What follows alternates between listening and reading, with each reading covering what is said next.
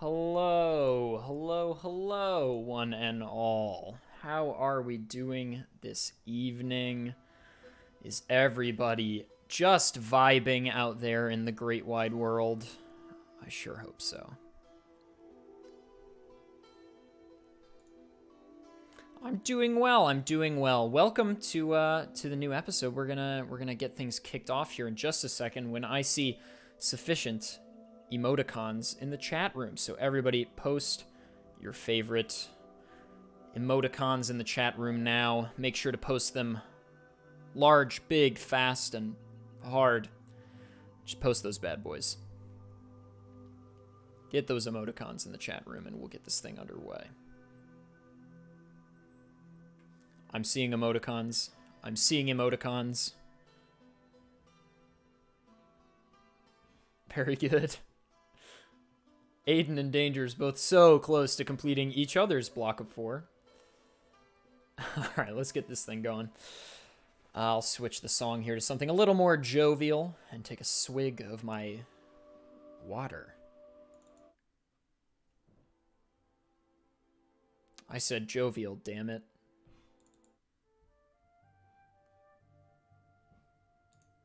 That'll do. Alright. It's water you can't drink if you're under 21. Okay. No, it's water. Hello and welcome to the 3rd episode of Speedrunners and Dragons, the show where I lead your favorite speedrunners on a daring adventure through a dastardly tabletop world of my creation. My name is Adef, and I'll be your dungeon master tonight. Joining us, as always, are Dannyb, Dangers, TheBlackastic, and Patty. Every other Monday night at 6 p.m. Eastern here on twitch.tv/adef, the 4 of them will be attempting to save the secluded nation of Shalane. Just a few things, a few pieces of bookkeeping before I get into the recap from last episode. Obviously, we're playing on Tuesday right now, but we'll be back on the regular day and time for session 4 on Monday, October 5th.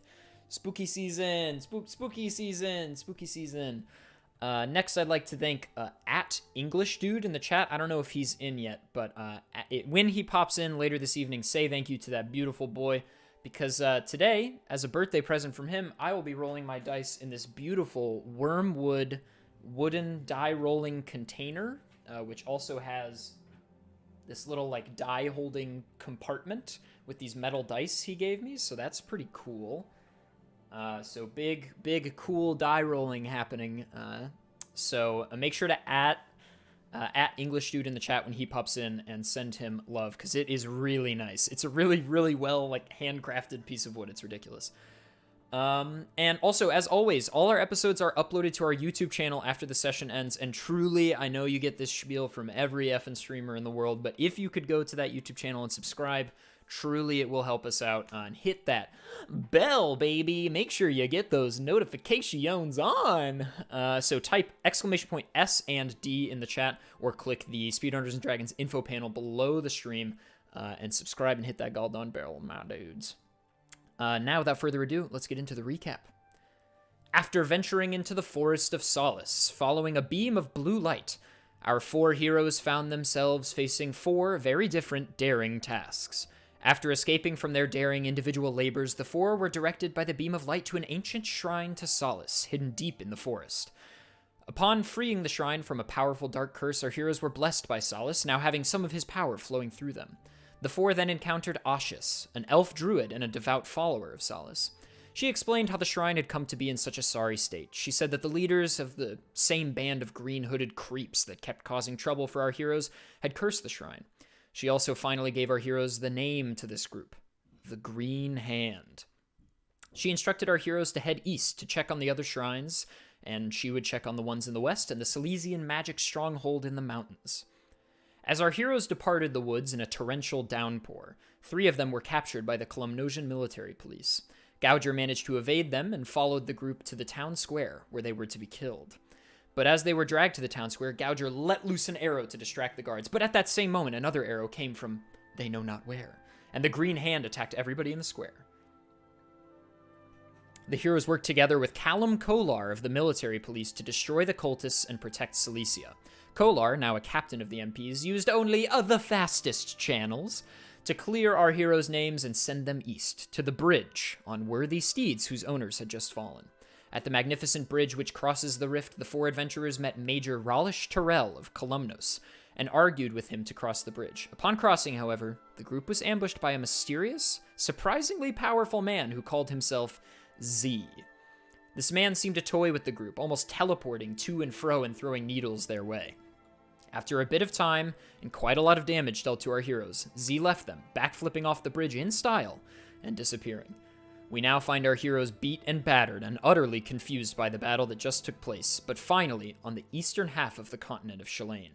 They stand now on the precipice of the real meat of their adventure, eager to free the elven city of Tiber from whatever green hand perils befall it. Now, here's what I ask of you. Grab a drink, perhaps a bite, get comfy, and players, get your dice out, because, welcome to episode 3 of Speedrunners and Dragons. All right. Hello. Hello, boys. Howdy. Hello. Salutations. Can everyone in the chat room see and hear our beautiful boys? Hello. Oh my god, he called us beautiful. You're one step away from gorgeous. And then after that, you can be sexy. Ew. I just gotta level up again. Yeah, just That's a couple all times. I gotta do. All right. If you guys are ready, then let's do this thing. Let's throw on the atmospheric music. I'm excited to roll my fancy dice too. Oh, you got fancy dice? Yeah, it's called the Wizards.com D&D dice roller. Yeah. Oh my god. Yo, I have the same set. What? You have the same set? All you guys have the Amazing. same set? I don't have it. It was meant to be. What? Did you Yeah, guys you like should get a set. Did you guys do like a group thing without me? Yeah, sorry, we should have told you. No I didn't- DMs allowed. Feels GMs? GMs. you can call me a game master or a dungeon master. Either way, I'm gonna be turned on. All right, here we go. Okay. Just as a quick aside, Oh, yeah? especially for the chat before we go ahead and continue exploring the world of Shalane, we do have this map that I will drop in the chat here so that you can follow along with our adventures anywhere that we go. You can actually type !map in the chat, and it will pull up that same tweet there, so you guys will be able to check out the map whenever you want. Bobby, you might as well be running the stream, my man. Nice work. The plug I could not remember I was supposed to do. Excellent. This is at NB Lundgren's idea to do this, and Bobby's idea to remember. Okay. So. Way to go. So you've crossed the bridge, right? You've crossed the rift. And riding away from the bridge into the expansive lands of eastern Shalane, you feel a sense of unease from the encounters on the bridge. The Columnosian military police impeding everything you do, the mysterious Z figure you fought, and the rising tension as you know that Shalane's future balances on a knife's edge, with seemingly you alone stabilizing it. As your newly found steeds gallop across the coarse ground away from the rift, and as your minds wander in a group filled with silence, eventually, the coarse dirt gives way to waves of green. The newly afternoon sun glistens on knee-high blades of grass as they wave to you in the wind.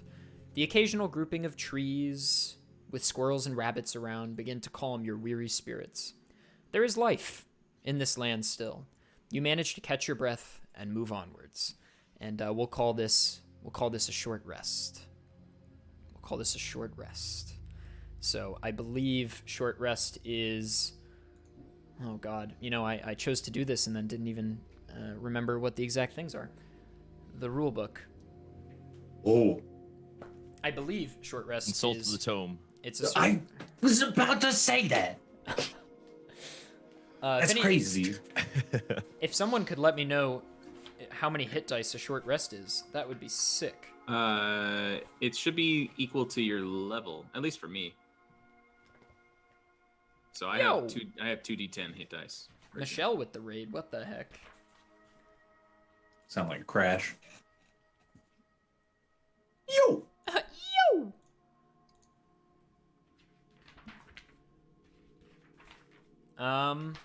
I think it is equal to your level, so I think it's 2d whatever your hit dice is. And then for spell slots, Danny, do you still have all your spell slots? And I do not. I have 0 of my 2 spell slots.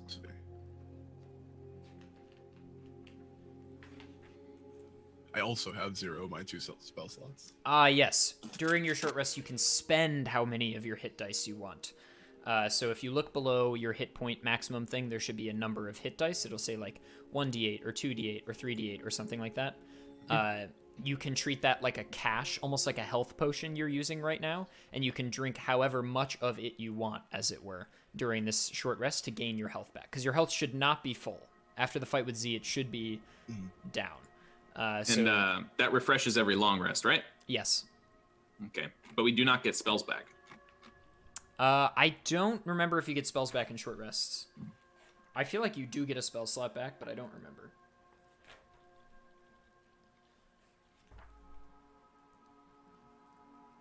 You know what? For all intents and purposes, because I balanced this, warlocks get their slots back with a short rest. All right. Well, because I'm a nice DM and because this adventure was balanced in the idea that you would at least have some powers, I'm going to say that you can get a spell slot back. Caius, if you've used one, you're welcome to get one back as well. Right. And that is just in interest of the fact that I'm not rebalancing this adventure while it's happening. Hooray! Cool. Now let's continue on with the fun stuff. So if you guys have any questions about hit dice, feel free. But basically, you're spending them, and then you get them all back after a long rest. So I have 2 D12. So I spend one. You could spend one or both if you want. So I roll it, I assume, to heal that much? Uh-huh. Can you roll one, not get enough, and then decide to roll the other one? I think if you roll... Yeah. I think so. So you can just do it incrementally until you're happy. I think so. Cool. I rolled a 4. I have healed for 4 points. Cool. All right. So after riding for a while... Or, wait, hang on. So you manage to catch your breath and move onwards. After all, your journey is now beginning in earnest. You know what must be done, and even though many mysteries surround this land, what with so many unknowns about the Green Hand and the various cities in Shalane, you are steadfast and ready for the task at hand. After riding for a while, though, you find the grass turning slightly darker. This more brown shade of green seems to move less in the wind. In fact, it's overall much shorter as well. The incline of the ground begins to move upwards. Reaching the top of the hill before you, you look out over an expanse of large hills. Caius, you know these hills and lands to be the Tiberian Hills, the features of which hide your small village much further south. As Oshus said, however, your journey takes you to Tiber and Shalos, which are in the opposite directions. As you begin traveling the hills, a dense cloud cover shields the sun and makes the air around you feel still. Everyone make a perception check for the first roll of the night. Can we get some PogChamperoonies in the chat room, Rooney? All right. I rolled a 9. I rolled I a also 5. I also rolled a 9. Patrick? I also rolled a 5.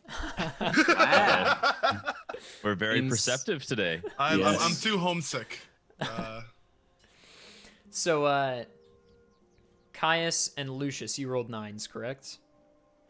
Gouger rolled a 9. I Gouger rolled a and 5, Lucius Yes. rolled 9s. Okay. So the two of you can see in the distance, a couple of hills away, as it were, you can see what looks like the ruins of a small village atop a hill that's directly to the east. So you're sort of standing on the... If you look at the map, by typing !map in the chat room, you guys rode due east from the bridge. And so Tiber is directly east of that. You are sort of, in the center of the hills on the western edge. And directly east of you, a few hills, so directly in between you and Tiber, ostensibly, is this sort of small village of ruins. And Caius, can you make a history check for me? Yes, I can. 17. Sick. Caius, you seem to remember this being around where a small town used to be called Yalath. It was small, yeah, but you remember your parents taking you there for a fair once when you were very young. It was certainly bustling with life then, so it's sort of strange to see this in ruins already, because you remember it was a very bustling town. as you crest the hill just before the one housing Yalath, you begin to see some smoke rising from the ruins of one of the houses in the distance.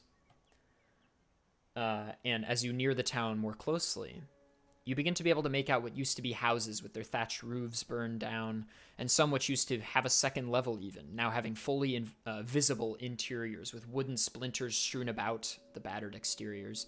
You also see what looks like what may have been a small tavern that was 2 stories on one side of town, and a well in the center of town with its top wooden post thrown and broken on the ground nearby. It sort of seems like the town was less burned and more destroyed. Everybody roll perception again.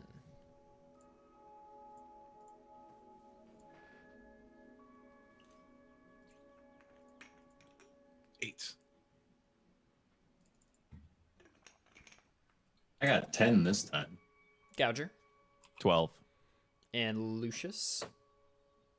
You are muted, my friend. I am indeed. I got a 6. So the highest was 12, yes? Yes. Yep. Eyes closed today. Yeah, My seriously. goodness. So, who was the 12? That was me. So, Gouger, as you guys are sort of walking, or trotting on your horses towards the village, at a certain point, the horses start to bray and they sort of, are kicking back a little bit, and it seems best to get off. And so, as you guys dismount your horses, you sort of... Only you, Gouger, really notice this. So the rest of you do not see this. But you sort of see, like, little tread marks in the ground, almost. Like little footprints, impressions in the grass that seem fresh enough.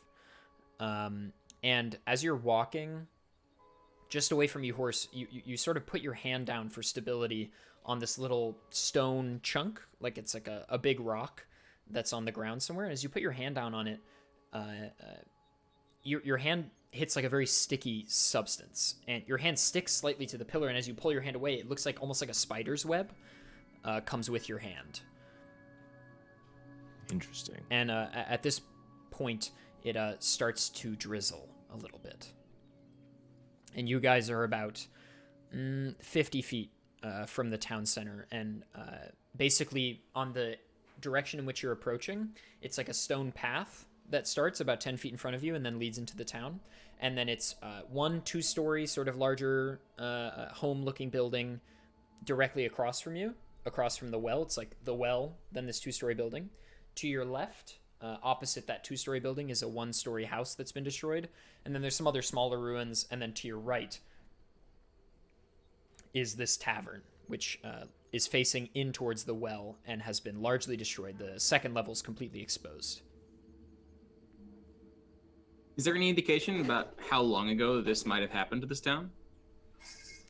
Would you like to roll investigation? Sure. I don't think this is going to be enough, but I rolled a 4. The stones are broken and the houses are destroyed. That's good info. Can Might check? I? Oh, no, please, no. go on. No, please. No. No. Oh, I see. He's muted it, so now it has to be me. I want to investigate this sticky substance. Okay. What is this icky paint-like goop? Is it moving? Mario! It is, well, yeah, you don't really have to roll for this. Is it cum? Funny Somebody guy. went there. We got a funny guy over here. We got a funny guy. Whoa. No, it is not ejaculate, Patrick. Sad. It feels like spider web, but it's thicker than the spider web you're accustomed to. It feels more threaded, almost like just a larger thing has made it. And it is definitely web-like, but when you put your hand down on it, it's sort of scrunched up a little bit. And yeah. Interesting. Well, I kind of show the rest of the party this and see what they have to say. What could have left this? Are any of us aware of any animals that could produce such a substance? Gouger, roll animal handling. Animal handling. That's probably my favorite like sub skill. Right? It's so good. Animal You've got husbandry. stealth, you've got strength, you've got sneaking, and then you've got animal handling. Had a cat. Here is your broadsword. Now, how good are you at feeding horses? It's the skills to woo a woman and the skills to kill something. I feel like the beginnings of like a civilization game. That's whenever I think of like animal handling. that's Yes, what I think of. yeah. You're invested. You're like, I don't know if this is going to be helpful or not. Compass? Exactly. I rolled a 16, by the way. Okay. So Gouger, you remember that once upon a time, when you were adventuring with your like teacher, the two of you were in the north, near the rift on the western half, and you were sort of in this like cave, and you remember fighting this like weird spider-like thing. It had human arms and like a more human torso, but it was covered in black fur, and it was very annoying to kill. Well, these memories start rushing back to me now. They hit me. It made webs like this, I should say that. Yes, and now it's starting to become apparent that maybe whatever destroyed this town was one of these things. Thank you for informing us of that so that we all know now. You all know now. Might you think this might be a single one? How terrible and fearsome is this creature? I can only hope it's only one. I can take it. You said you found this you encountered it in a cave, right? Long ago, yes, with my partner. We should avoid any dark enclosures. Otherwise, Yes. we may encounter whatever left us behind. I mean, we might be able to maybe swing by one, maybe find, maybe. The barbarian just wants to hit things with sticks. I would like to look down the well. So you guys are not If I at you're not at the town yet, for what it's worth.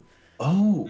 You're So there was Shall we? the sticky substance was not in the town then. It was on a rock leading up to the town that Gouger put his hand on. Oh. Okay. Let's avoid dark enclosures. Straight into the well. I don't want to go in the well. I want to look down it. Let's go. Let's go into Do you town. want to go in the town and look down the well with me? Sure. Hell yeah. I would like to walk first. towards That's the actually Grum's favorite pickup line. well. Yes. Yes. Would you fancy a stroll to the well? We can look down together. Yes. And she says, "Who are you? Please get away from me." And I say, I'm Grum!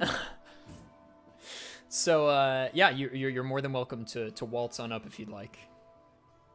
And you're going to the well specifically, it seems. Yes, that's the center of the town square, right? Right in the middle of the destroyed town. Yes. Good. Yes, I'd so like to go there. you excellent. Let's say you're at the well, right?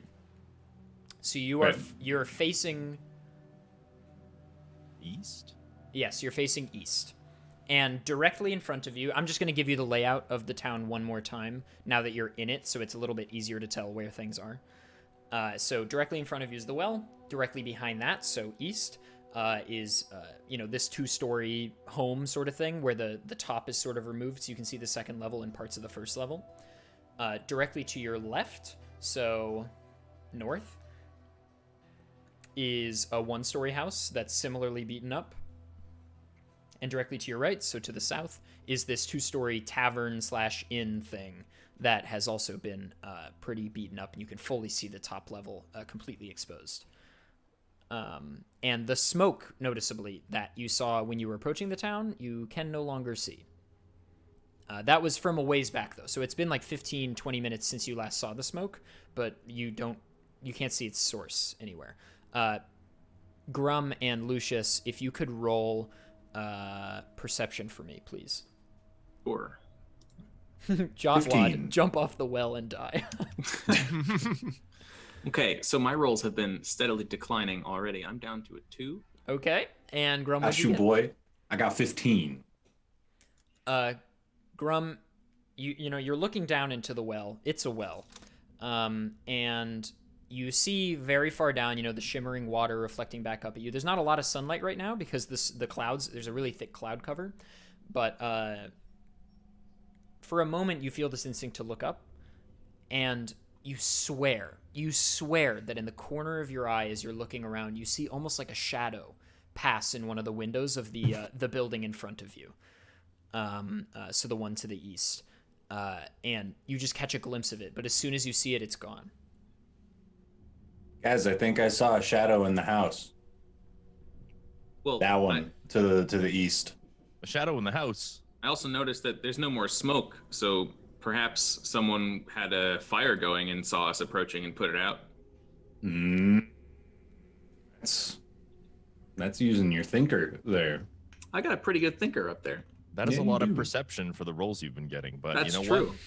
That's pretty cool. I'm Got glad. 'em.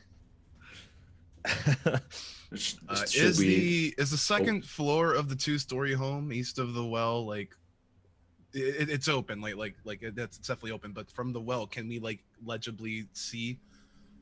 You can see, it's 10 feet off the ground, so you can only see so much. But you can see where the roof stops after a couple of feet on the back wall. You can kind of see the top of that. It's pretty dark in there, but you can't really see much up there. Would I be able to use my dark vision trait to make things a bit clearer to me? Sure. So, up in the back deep corners, the crevices that are still have a little bit of roof or ceiling, I guess is more accurate. You see more of these thick webs up there. Ooh.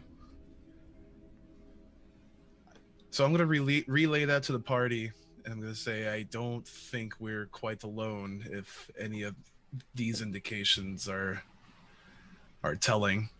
War pick. Sorry, I got excited. And he's gonna draw them out with noise. How many exits does this house have? Should we surround it? I think if we go into, I don't know what could ambush us. I have no telling how fearsome of a creature this thing is that Gouger had faced earlier on.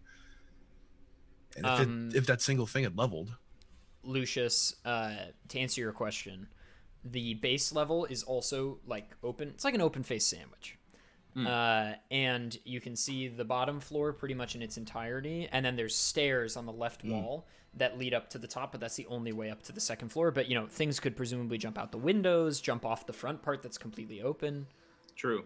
Is there anything nearby that I could climb to take a better peek into the top floor without getting too close? You'd have to go into one of the other buildings, but yes. Okay.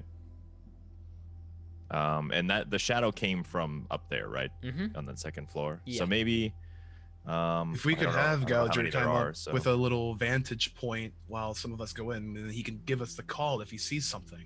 That's kind of what I was thinking, yes. Lucius, would you venture into this with me? I would, but I'm not sure about leaving Gouger alone in one of the other buildings. If one is occupied, who knows if the others are as well. I want to go. I'd like to go. I want to go to the place with murder. You just want to hit things. Yes, murder, please. I'll take one. It's the special. Ooh. Would we feel at ease covering more ground, split into groups, or would we rather try to tackle? Perhaps 2 should walk up the stairs and 2 should stay at the bottom if something were to try to escape. Sure. Grum, go. Okay. I go in. I'll follow Grum. And the other 2? We stay back.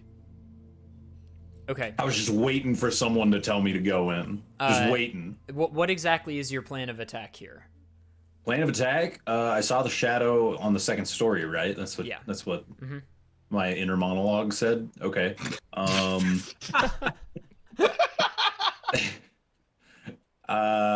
Then I guess I'm going for that staircase on the left, just full bore. Just going upstairs.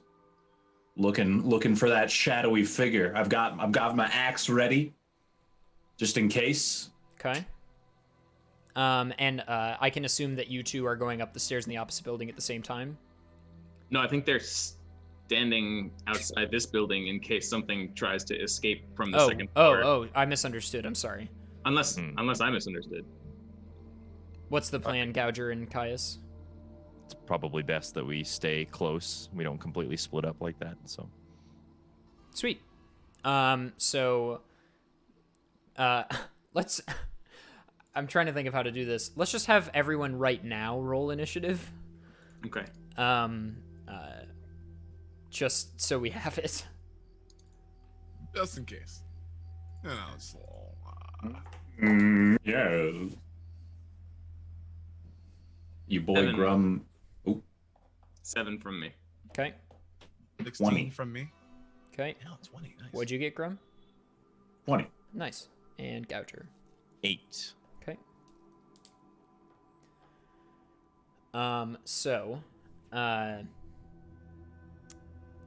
As you run up the stairs,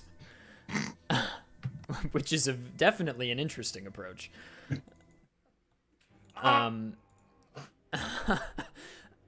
You reach the top of the stairs, and immediately you just hear, and sort of like this like mass sort of like hobbles up to you, and its arms sort of, and it's got these 4 big arms. And it's definitely a humanoid figure with this big black mane of hair that's all spiked up in the back, and all this black fur, and 6 green eyes and pointy ears and these big pincers. And it's holding these green oozing daggers with its spit all over it. And it's sort of like, sort of just like walking up to you and like clanking its teeth. And clearly it not only knew you were there, but also heard you and announce your intentions. And was waiting for you to come up the stairs. But Grum, in your hardy nature, you get to attack first. Yeah, I know. Okay. Let's see here. Then we're just gonna. I got it in my hands. Let's hit him with the war pig, baby. Okay. Roll to hit. So roll your d20, and add whatever the relevant attack bonus is. Okay. I got a 15 war pig attack bonus. That is 5, so 20. It's a hit. Roll for damage. Roll for damage. We're doing 1d8 plus 3 piercing. 7 plus 3 piercing. 10 damage. Nice. So you are you just jam this war pick in. And are able to do some. How what you do with war picks? I don't know. Jam it in. Every time I hear the word war pick, I just think of toothpick. No, it's like a pickaxe, but for war. Oh, okay, yeah, you hit him with it. Yeah. Hard. Yeah. So you do 10 damage. It was. Yes, please. Nice. You're able to chop off one of his 4 arms, not one of the ones that's holding the dagger, but whoosh. One of his arms falls out. He sort of, yells spider-like. That's right. And I go, in return. War toothpick, dude. Caius, you and, sort of, you see what's going on. You can see the top of their heads. And Caius, it's your turn. You could certainly back up to get a better vantage point. Gouger, what did you roll for initiative? I think I'm second last. Second to last. Can I wanted to make my way over to one of the openings of the 2-story house, and I want to motion over to Gouger that I'm able to hopefully lift him up high enough so that he might climb up to get a better vantage point and also point of attack. Okay. So can I use that movement? And then if he comes over to me, can I use that as an action, or how would that work? I kind of, this is sort of a home rule, sort of a real rule, I think, but something I really like is the idea that if you choose to use your turn to prep an action that's not a combat action, so you're prepping it for the next turn, like for this type of thing, I'm just going to say you're able to do it. Okay. Because Gouger will definitely have to make a roll, but you do not in this case, only because you have used your full turn to prep this thing that you're about to do. So, you sort of get in place, put your hands down, tap your shoulder, like, here it comes. So you're good on that. So next is the spider. And he is... Angry. Very angry and oozing green blood out of one of his back arms. And he is going to swipe with his dagger at our good friend, Grum the Barbarian. Grum, does a 14 hit you? It does. Okay.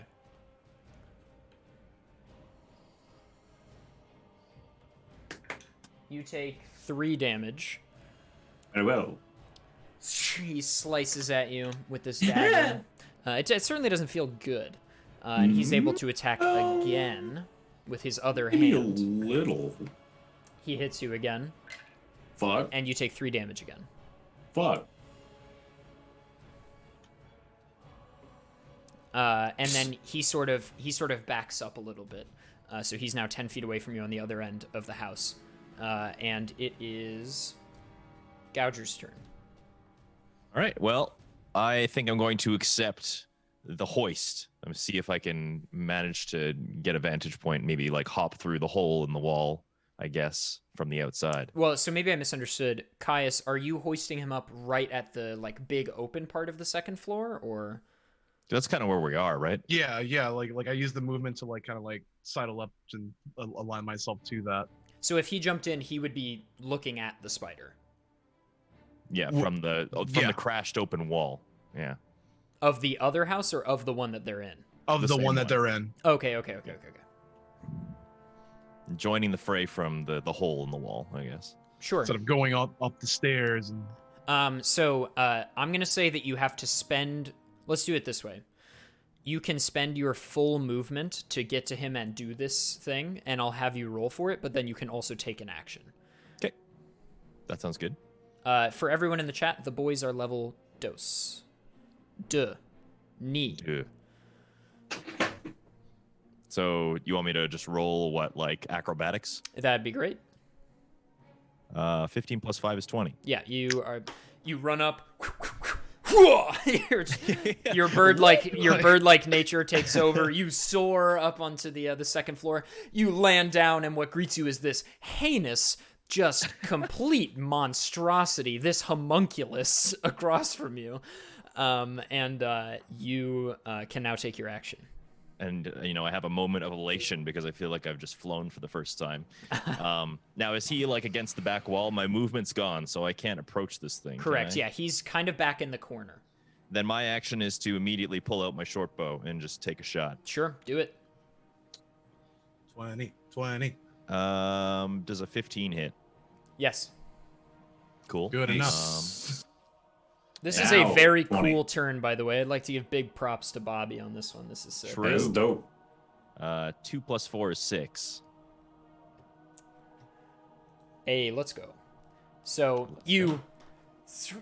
all he sees is like this individual appears out of nowhere, and then this is a very Legolas turn. Yes, I love it. Love it. And it stabs him right in the chest. And he sort of, frays his 2 daggers to and fro. And Lucius, it's your turn. And he's he's oozing green blood. I love this. Just picturing the flailing. I'm sorry. Yeah, exactly like that. That's a very nice hall you have behind you there, Patrick. Thank you. I figured I would steal Bobby's thunder and fuck with my background. Lucius, it's all you, my dude. Week that I don't do it. Yeah. Somebody's my got turn. to, right? Somebody's got to. My turn. My turn. I'm gonna cast Thunderous Smite as a bonus action. It'll apply to my next melee attack. Sick. And hope that my melee attack hits. Okay. So I'm gonna use my longsword. And I will roll. Will he roll well? Will he roll well? Sword. I rolled a 19. That's to a hit. hit. That's a hit. Hey, look at that. This is a great combat encounter for you guys. Okay, and it's gonna do. Tell that to the 6 damage I took.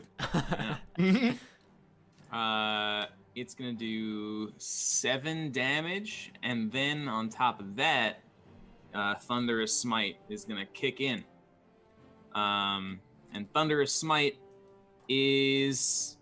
causes thunder, audible for 300 feet. It deals 2d6 thunder damage to the target. So it's gonna do the 7 damage from the sword, and it's gonna do 10 more from Thunderous Smite. Okay, and then, so okay, and then he gets knocked backwards, Yu-Gi-Oh, does he go, not? Keep going. the target creature, or if the target is a creature, which I suppose he is, Yes. he must Oh, perform you a think strength, so? a strength saving throw. Is he alive? No. Okay. Well, then this is useless. Okay, would you like me to describe what happens to this individual? Yes. Let me just let's take 2 steps back. You are this Spider-Man, okay? You're on the top floor of this building and you're minding your own goddamn business. And as far as you can tell, you have killed all the people here and things are going okay. And you're sort of sneaking in the dark. Suddenly, 2 very large individuals approach the well at the center of town. You're like, I could take them. Then they announce audibly they're going to kill you. And they come up the stairs. One bashes your arm off. Then another individual appears out of nowhere, instantly shoots you in the chest. You are all over the place. Now a man shoots lightning, basically, into his blade and hits you so hard you explode. Like, his whole body doesn't, he doesn't get sliced or his arms don't come off or anything. Like, he explodes. Like, the thunder goes into his body, and just blows up into a thunderous rage. Green blood goes everywhere, but only backwards, because there's so much momentum from Thunderous Smite, so it just splatters the wall like a Jackson Pollock painting. And, Where the smoke came from. this individual is deceased. Retired, if you will. And thunder, boom, boom, boom, boom, boom, emanates in the distance. Good job. I would like to high five the shit out of Lucius. For me, it'd be like waist level, I think. But Hell we'll yeah. get it done. Hell yeah. So in this moment, you're feeling pretty good about yourselves. I think your confidence definitely is regained from the fight with Z. You're feeling reinvigorated. This fight definitely went a lot faster than I thought it was going to. You sort of make your way back down to the town center, and you see just then there's some stones beneath the tavern inn thing that start to shift. They start to shift, and your eyes sort of dart downwards, and the stones start to move.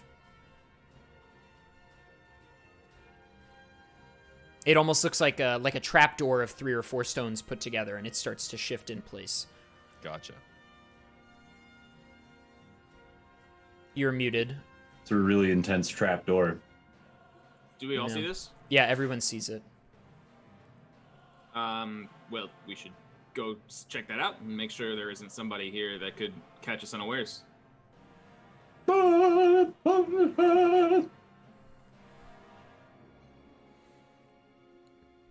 Okay. Grum, go. Okay. So you make your way over to the trapdoor, and what do you like? Do you have your weapons ready? What's going on? I attempt to break the door with my war pick. Okay. I'm jazzed. You hit it once, and it falls into. And you just hear, "Stop it, please." And let me change the music. And then I scream back, "Who's there?" You just hear, "I'm coming out," and sort of moves the trapdoor, and you see this older man, human man, crawls out of the trapdoor and stands with his hands held above his head. He's kind of short, and he's like, "Please lower your weapons. I and the other survivors were watching from below. There are slits in the ground, and then we heard thunder. I'm not really sure, but he's dead. The guy's dead. My name is Colin. I'm a local farmer. I was staying overnight in Yalath to sell fresh produce from my stall, and then the next, that night is when they came." They? Is there more than one? Well, than there the one were we just... there were lots of them that night. It was yesterday. It was just yesterday, last night. It's been, oh gosh, like 14 hours since that happened. Thank you for what you've done, but really, you must help us, please. Do you know where the others went? They went east, I believe. Does anybody have any thoughts? We've sort of just been cowering in fear and eating the rations and ale that's in the basement of the tavern. Anybody have any thoughts? And this, like, sort of young woman is like, I was thinking maybe to the old fortress, but I didn't want to say anything because I felt stupid about it. He's like, no, that's a good thought. Probably the old fortress.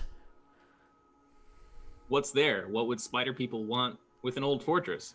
The elves of Tiber used to patrol these lands, the hills, and keep them safe. No monsters, pretty good. Business is great. But I will say that over the last 6 months to a year, they've sort of been retrieving their guard just to the woods, and monsters have sort of been, running rampant and killing our children. I know for a fact that monsters have taken hold in that keep. It's an old elven keep from hundreds of years ago that's been in decay for a very long time, but I know monsters have been in there before. We always tell people to stay away from it, but it'd be a prime place if you were looking for a place to hide. How far of a trip is this fortress from here? Not but 20 miles. They took the others. I should have mentioned that. The town isn't big. I mean, obviously only a few buildings, but the outlying houses all come in to join at nights for parties and fairs and things like that. And there was such an occasion last night, and they took about 50 prisoners. We were all drinking in the tavern, and when we saw what was going on, we just got below as quick as we could. Wait. They took 50 prisoners? And that wasn't the first thing you told us? There's a lot going on right now. All right, well, I suppose we will have to get those people back for you. That would be really great. My grandson was with them. That would be really good. Do you have anybody with you who can fight, who'd be willing to join us for the excursion? We're all just kind of like miscellaneous old people and drunkards, to be honest with you. Got it. Drunkards can make good fighters. Not these ones. Good response. They're more the gambling type. Oh, okay. But not with their lives, I take it. Oh. Damn, that's a cute puppy. That's an adorable dog. Aw. Oh Not my god. steed. That, Little out of character moment for all of us. that's an adorable dog. Look at that tongue. He's big panting. I think he went to the park. What's the dog's name? Corbin. Corbin. Like Yeah. the guy from Jump In and High School Musical. That's right. That's who he's named after. Of course. How could he not be? Hey, thanks for the Corgo bits. LOL. All right, so that's what he tells you. This guy Colin. If there's no further information, then we must make haste, for 50 might become 49 or even 1. This is a good point. Colin, Hey, can how you tell many? me how many spider people did it take to round up 50 of your townsfolk? That one. I mean, we don't really have like fighters. Like I said, we sort of relied on the Tiberian forces for a really long time. I think they killed 2 or 3 adults and then took there must have been 4 or 5 like weird big spider-like humanoids. Okay, well, You got any more smoke for them, Lucius? Let's go melt him. I'll have to charge it up again. My Thor powers are feeling a little wanting right now. So how pressed for time are we on this whole rescue thing? Given Can the we rest? urgency, given the urgency, Can we take a minute? I would say Look at Poppy's face. I would say that in the ride east you could take another short rest. Very well. Because the horses are doing the majority. They're good horses. They're Klumnojan military police horses. They're very well trained.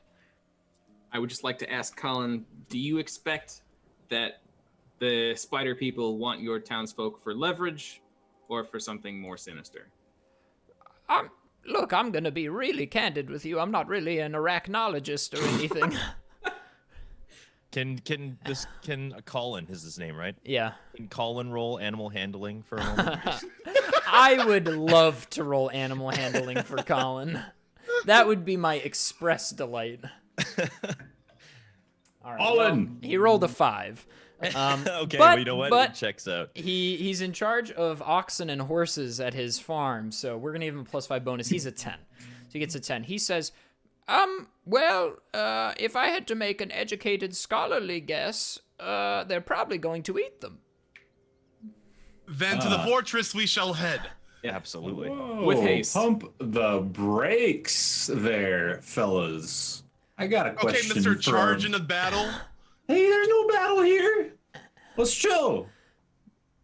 Colin, Yes. do you know of any fun, secret ways to infiltrate the fortress we're heading to? You seem to be knowledgeable. You won't shut up about it.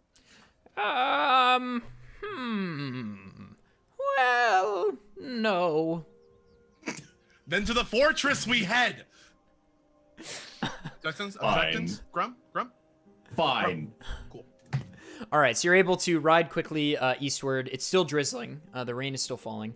And you're able to take one more short rest. So, Caius Lucius, you can regain a spell slot. And you guys can all roll as many of your remaining hit dice as you'd like. Great. Wait, Yeah? hold on. Listen. So, if I use the hit dice, that means I can't use them for hitting? Hit dice No, are hit dice for is hit points. they're your not for hit hitting. points dice. They're like a cache of health that you buy into during short rests. Oh. So you used one in the prior short rest, and you're going to use the other one here, I surmise. Yes. Oh, my. That's... How does that work? You just roll it like you did last time. No, and then- no. I pressed the... Oh, because there's a 1 modifier for some reason. Weird. Okay, so that's 12 then. Rad. Yeah, you can add 12 Nice. to your health. That's why I was confused. Now, because obviously, it said you're, 13. Right. It's like, I rolled a d12 and it's 13. Oh, okay. You can't get back more than your maximum, obviously. right, so right. You'll go back I put up to I whatever. put in the max. Yeah, Word. yeah. Okay, cool. So you're able to quickly, with haste, make it to the fortress. And it's like an old keep. And it's sort of, here's the description of the place. I drew it in MS Paint for myself, but it is way too bad to show to any of you, so I'm just going to describe it instead. So out front are like 2 ruined, somewhat short towers, like just a little bit of climbing would get you to the top of like whatever central staircases are within.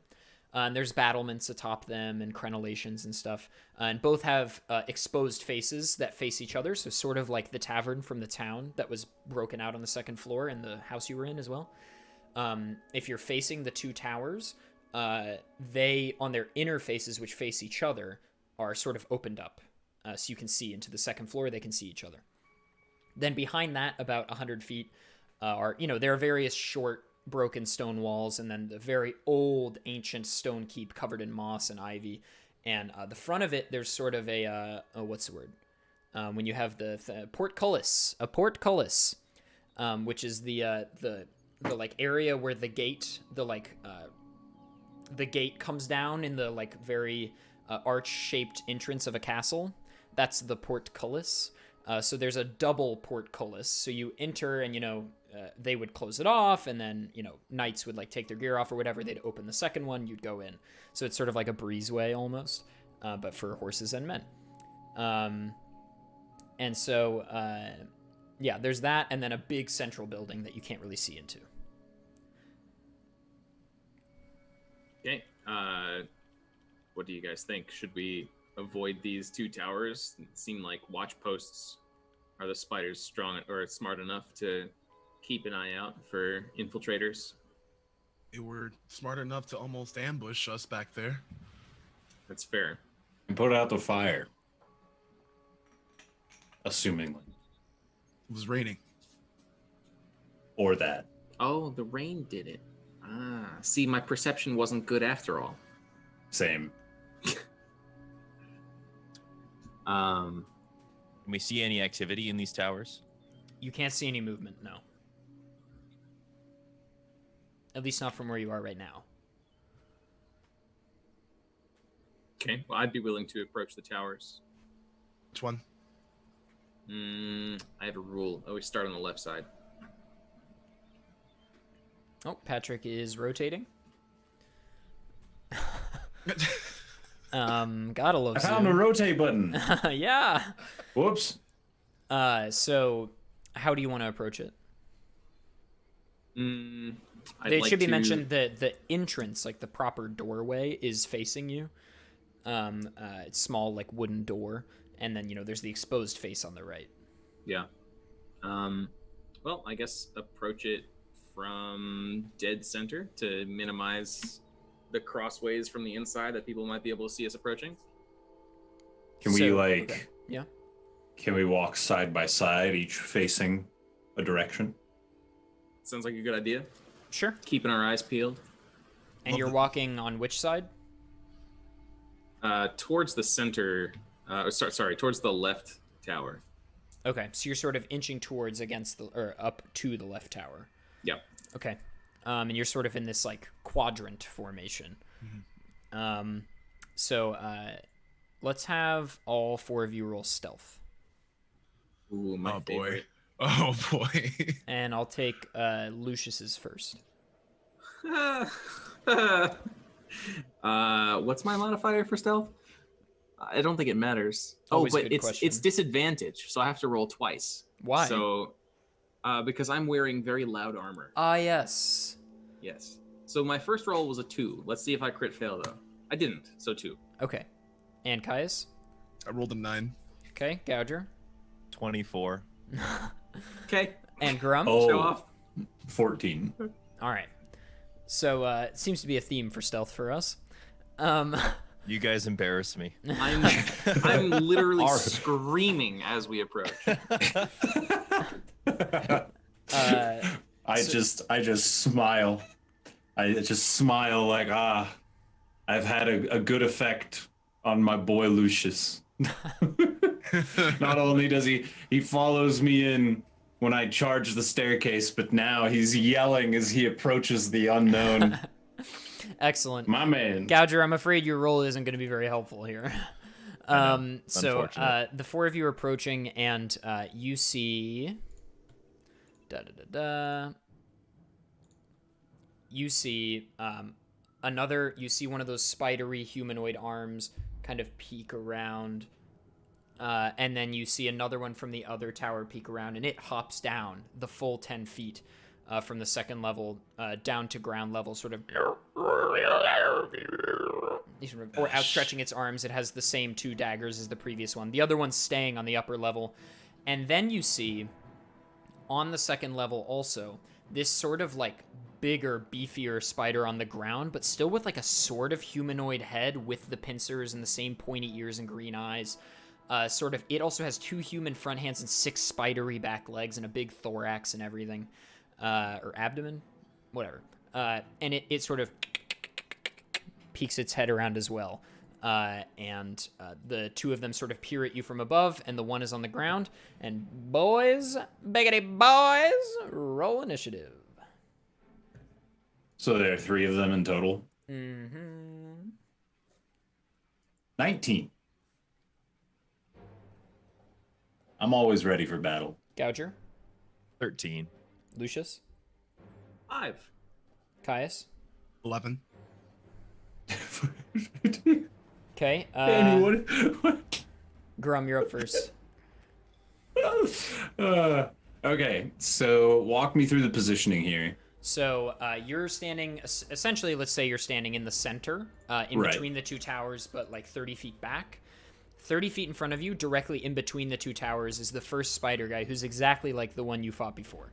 That fell off Yeah, he 10 jumped feet down. from the... Okay, And so he's in the then- middle, 30 feet away. And then up to the left of him, so in the same like plane as him, but up in the other battlement tower, is these other 2 guys that are standing right next to each other. Well, one of them is crawling, but one is standing.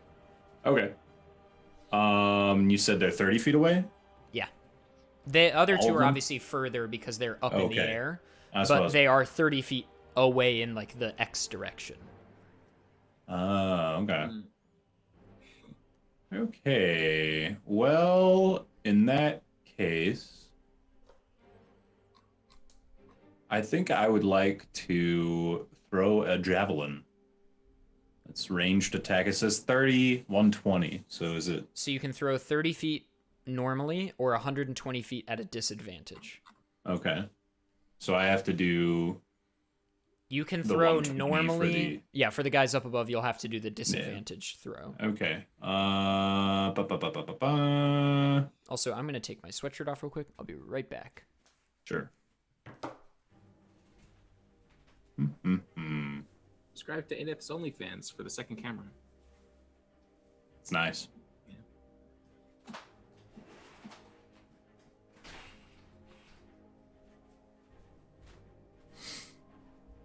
Oh, I opened up my window and immediately heard people screaming. That's always Oh fun. my. Probably the spiders. I'm gonna throw you. They must have low stealth also. Yeah, indeed. I'm gonna chuck a javelin. You know what I'm gonna do? What? I'm gonna tie 30 feet of rope to my javelin so that I can yeah? pull it back. Yeah. Okay. Yeah. Roll. Jesus. That's what I want. Roll dexterity. Where is my dexterity? Let's see. There you are. Okay. And we got an 11. Yeah, you're able to tie a decent enough knot to the thing. You think that if you throw it normally, the 30 feet, you'll probably be able to throw it and retrieve it just fine. But if you throw it the 120 feet, the knot will come off. Then I throw at the 30-foot spider Okay. with my javelin. Not at disadvantage either. So Correct. roll to hit, right? Yep. D20 plus attack bonus.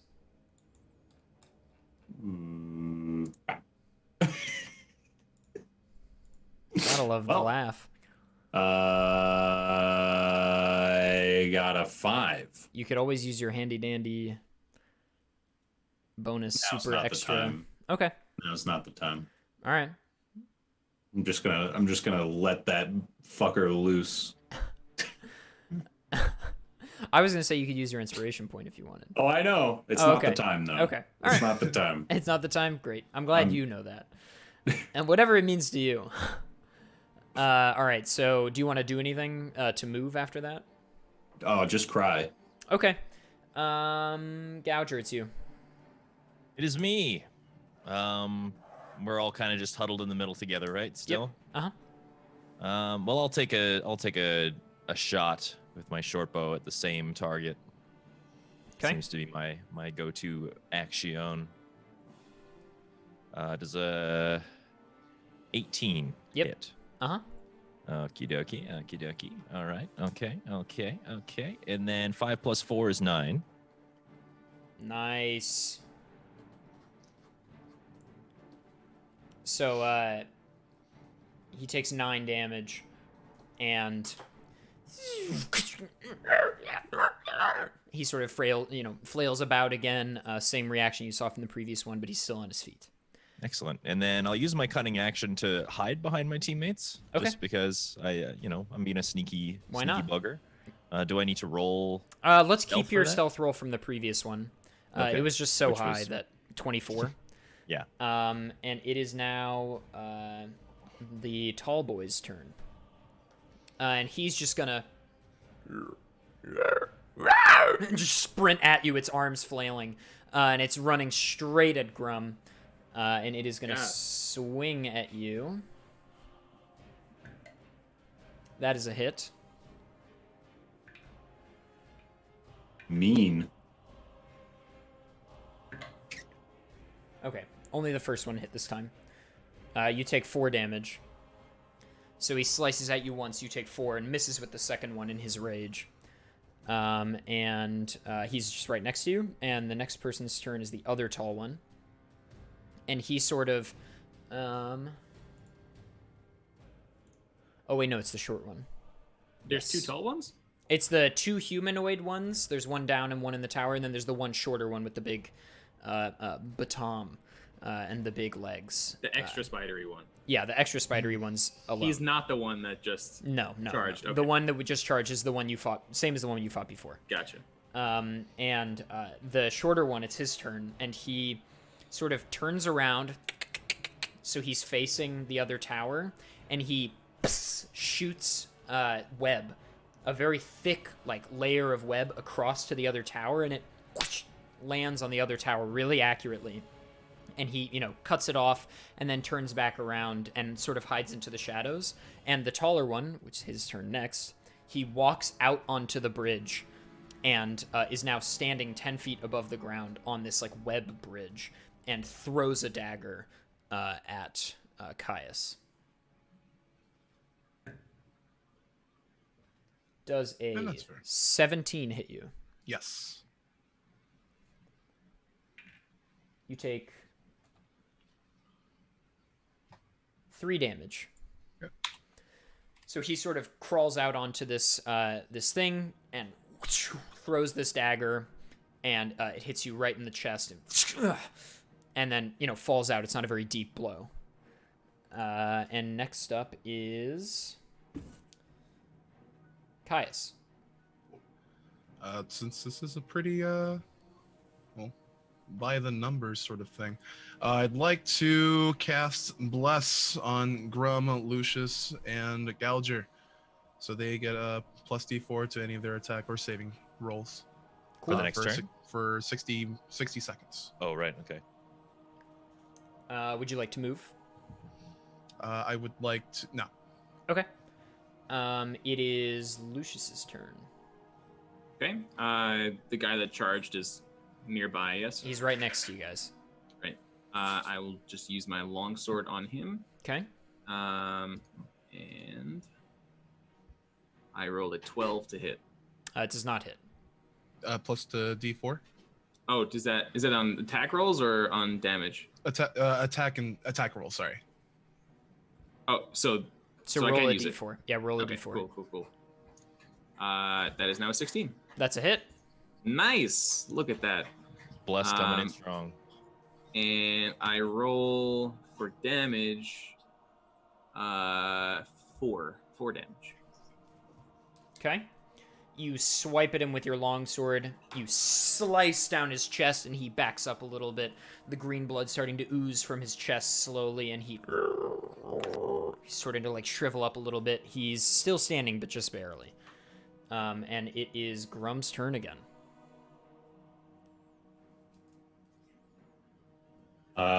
So there's how many in front of me right now? Just the the one, one. and he's Just on the his one. last legs. On his last legs, huh? Of which there Well, are several. Yes. In that Well, he's case, 2 I'm proper gonna, legs.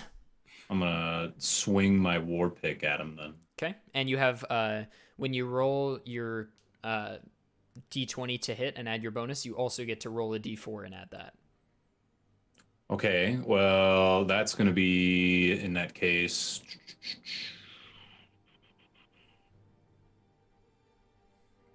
It was a D20, right? D20 plus D4 d20 plus d4 plus your attack bonus. plus my attack bonus. Oh, well then in that case that would be a 29. Jesus. Did you roll a natural 20? Yeah, I did. Yeah. Okay, so you also get to roll double damage. Oh, okay. That sounds fun. So you've rolled a critical hit.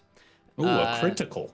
So you get to roll twice the dice and add your normal modifier. So for your damage type, it's usually like 1d4 or 1d8 or whatever. You'll roll 2 of those and then add just the normal +3 or +4 or whatever.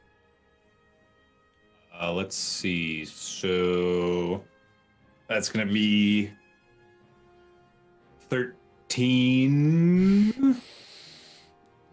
No, 14. Yeah. Okay. 14. So He you also just explodes.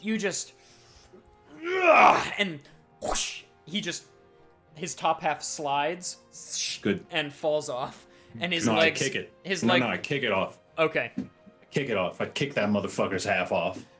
Fuck your half. It falls down, and Slice. the legs, the legs turn around for a moment and try to run away and fall over and die.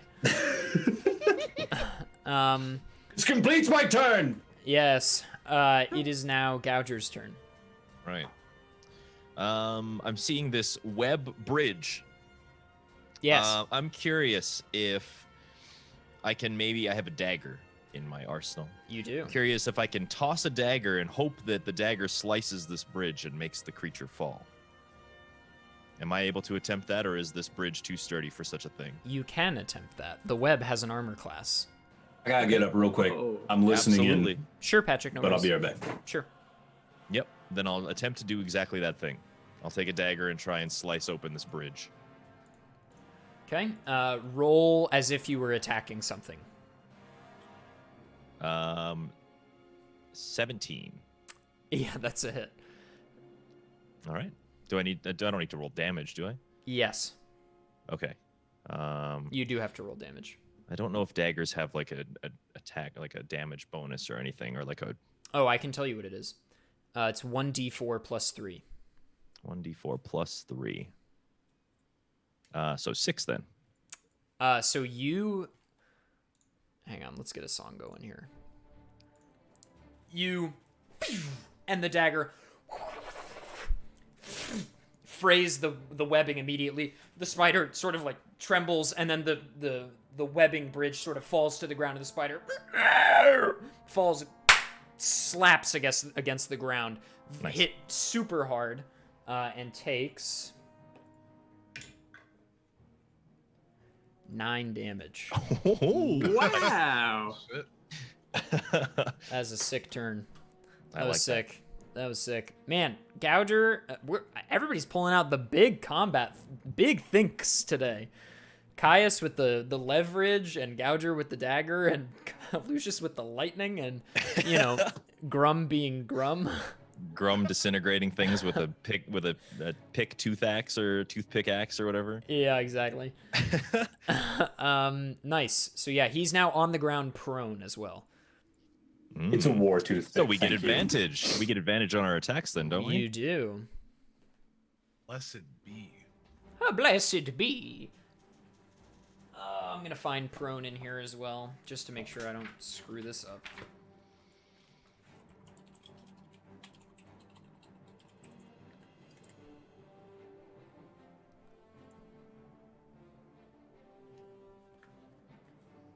Samuel, I've slept 90 minutes since then. Just a brief nap Yeah, pretty much. before charging into combat. All I need, baby. Bobby over here. Real thirsty on main. Hell yeah, dude. What? Oh, Coming yeah. up on 6 months.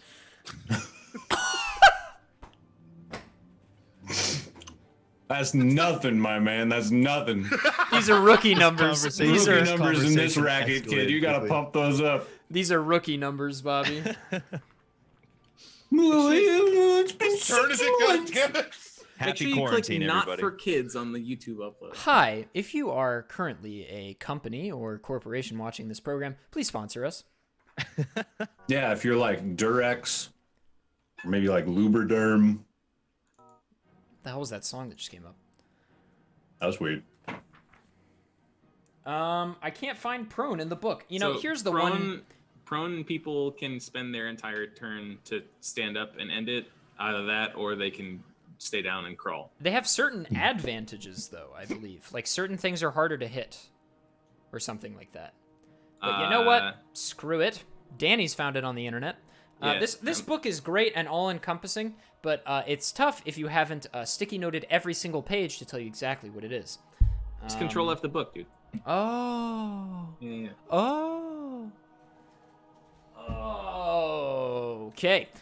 So he's prone. We all know how long it's been for Bobby, and it's someone's turn now. Who just went? Gouger? Yes. Okay, so it's the tall guy's turn. No, it's the short guy's turn. So the short guy creates another web bridge to the other side. He walks to the edge of the tower he's on and lowers himself. And he starts sort of crawling over to you guys. And he is just in front of the prone one now. And it is now the tall one's turn, and he uses his full action to rise. So he's up, that's it. And it is now Caius' turn. They're all in front of us, right? Yes, they're 30 feet in front of you. All right, I would like to advance 30 feet, 29 feet forth, and Cheers. attempt to swing at the one in front Okay, he's with my the short great boy. club. Short Okay. one, yeah, with the great club. Okay. Caius doing some damage. If you got Blacktastic emotes, pop them in the chat room. Rolled a 19. That's a hit. And this is a 1d8 plus 2. 5 plus 2 for 7. Nice. Okay, Bum, bum, bum. you just bump him, just BAM! Plonk.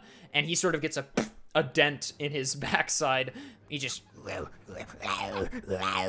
and looks up at you and snarls. That's what I sound like when I'm hungry. And is that your turn, my friend? It is, because you could It move is, 1 I- foot. You can move 1 foot if you want to. That will be my action. Okay. And it is now Lucius's turn. Right. How these guys looking? The one that just got hit is looking okay. The one that fell 10 feet onto his face, not so great. Okay. I'm gonna attempt something that I attempted last time we played. I know in what this is episode about 2. to be. They're already lined up, man. You know what's coming. Yeah. So I'm gonna move my 30 feet Yeah. to position myself in a straight line with both of those guys. I know what's happening. I'll move the 1 feet to the side. Yeah, yeah, Oh, yeah, thank yeah, you. of Thank- course, yeah, of course. I appreciate that. Also cover your ears. Oh god. Yeah. So I'm gonna cast what is it called? The Thunderous Smite one more time, in the hopes that this next one does what I want it to do. I'm gonna roll my d20 to hit, and I rolled a 13 plus 5 is 18. It's a hit. Great. Oh my god, here he comes. Bring the thunder. Okay. So we got 5 damage from my sword. We got 5 damage from my sword plus another 2d6 thunder damage is 7. So we got 12 damage. And if he's still alive, He is. needs to make a strength saving throw. Against what Or DC? he'll get Unreal Engine physics. Against sorry, one sec. Against Like a one of those things 14. where Against a 14, he fails. Ooh, all right. So upon failing, he gets pushed 10 feet away from me and knocked prone. However, I suppose something is in his way. Yes. Another spider individual. Yeah, I'll leave that up to you. Okay, cool. So you just just Babe Ruth, and then wow, and the thunderous clap hits this spider, and his head bashes in, and blood starts coming out of his face immediately. But he's still alive somehow, and he gets just hit backwards and knocks into the other one. They both go flying backwards the full 10 feet, and now they're both prone. So this guy fell down. 2 seconds later, got up. 2 seconds later, is hit down again. The bat guy. And that is your turn, and we go to Grum. Great. hey, they're both prone. Yeah. I don't care. I'm trying again. I'm going to take a running start of 30 feet with my roped javelin. Oh yeah. throw You're, it. no, you're. Oh yeah. No, you. He is in the back. He is in the back. Yeah. He is in the back. Prone targets are I you have know. disadvantage hitting them. Oh, I know. Oh, okay, cool. I'm doing it. Great. Still blessed. I want to hook them and I want to drag them back. This is what it Go is, right? for it. It's disadvantage on ranged attacks when they're prone. Yes. Yeah. Okay, that's what I thought. Okay, so disadvantage means I roll twice You take the lesser. I'm gonna grab some 10. water. BRB. and an 8. Yeah, you're not gonna hit. No, but my javelin. What's the bonus? 3. Oh, you also get the 1d4 extra. Yeah, from the bless, or from the. Oh, I might hit. All right, javelin. That's 3. 14. It's 14 hit. Which one are you aiming for? which one has less armor? I don't think I can tell you that. So there's the big one and then the tall one, right? Yeah, the tall Like the one. fat, spidery one and then the tall one? Yeah, the fat spider with thick hide and the thin, tall one. Ooh. Let's go for the fat one. Ah, it's a miss. Fuck! I'm so sorry. I tried to give you a can't- small hint. Oh, really? The thick hide? Yeah, thick hide, higher armor class. I'm sorry, buddy. Okay.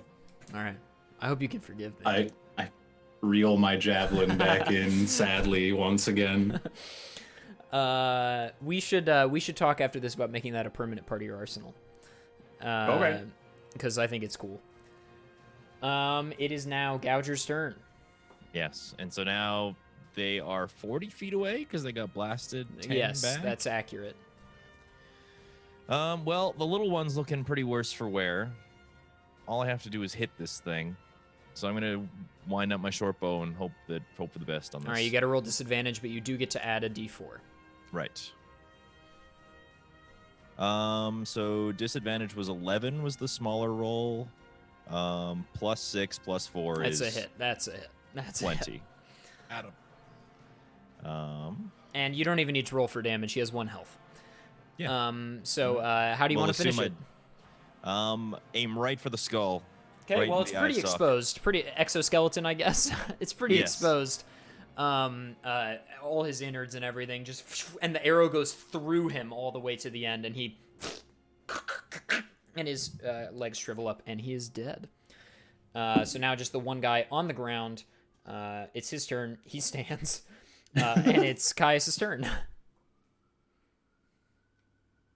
Where do we stand with this? You're 10 feet away from the individual. Well, I already have the great club in hand. Why not? I'm gonna walk 9 feet up and attempt to take a swing with the great club. Okay.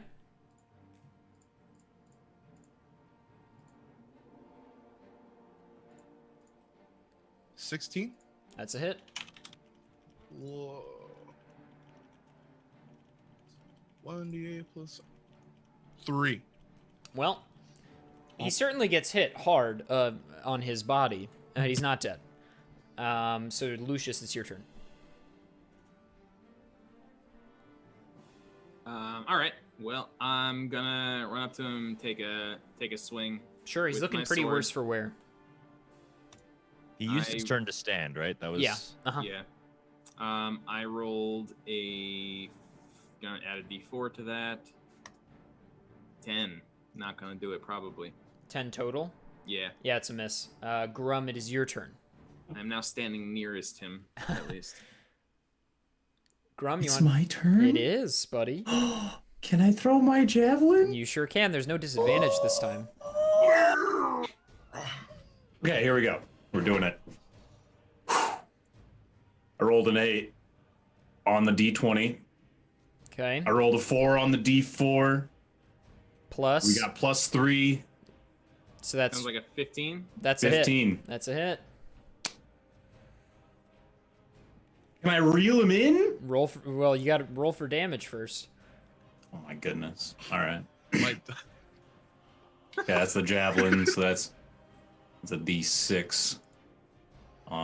Plus 1. Okay, that's gonna be a nice 5er. You throw the war pick. No, Or javelin. oh, you're throwing the javelin with the thing tied around. All right, so you throw the javelin still, and it goes through him, and it sort of goes through, and now it's stuck in him, like he's skewered like a BLT. Good. And you can now reel him in if you like. He's limp and dead. Yes, reel in the dead spider. I wanna skin it. Okay. Take its corpse in my pack. It has a thick hide, right? It could be useful.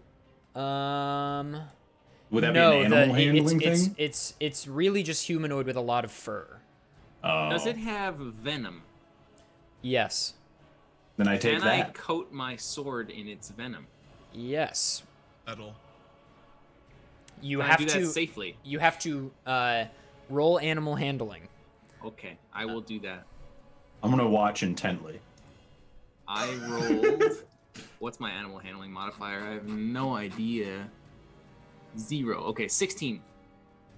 You rolled a 16. Yes. Okay, yeah. So for those of you in the chat, also these are not like spiders per se. They are elves once, many hundreds of years ago, that have been transformed via dark magic into these like spidery forms. Is the lore behind these monsters apparently that the book said. I knew that. So you you carefully sort of you look at its face and you see the venom sacs sort of in the back of its mouth. So you pry its mouth open, you sort of like gingerly cut off the pincers, set them aside. You make 2 incisions on the face, splay it. I've done this before, man. Open the mouth, reach your hand in, careful to avoid the teeth. You pull out sort of this like pulsating sac of venom, and you're able to fill a vial. Wow. And I did great. Here's the information for you. It was great. Here's the information for you. Glad I reeled this fucker in, huh? Well, they were dead, right. so you could just walk over to it if you Yeah, wanted I'm to. glad I reeled it in.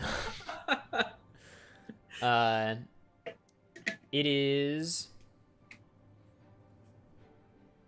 3d6 poison damage. Holy cow. That's a lot. Oh, also, I misspoke. Apologies for all you bookworms out there. This you would have done on the bigger, fatter one on the ground, so this wasn't even the one that Grum reeled in. It was the extra spidery one. This is the extra spidery one, is the one with venom. Got it. Huh? I thought the big fat one was the extra spidery one. Yeah, exactly. You just killed the tall one. Oh, I thought I killed the big fat one that I missed before. No, Grum killed that one. I'm Grum. Gouger killed that one. 2 G names is tough.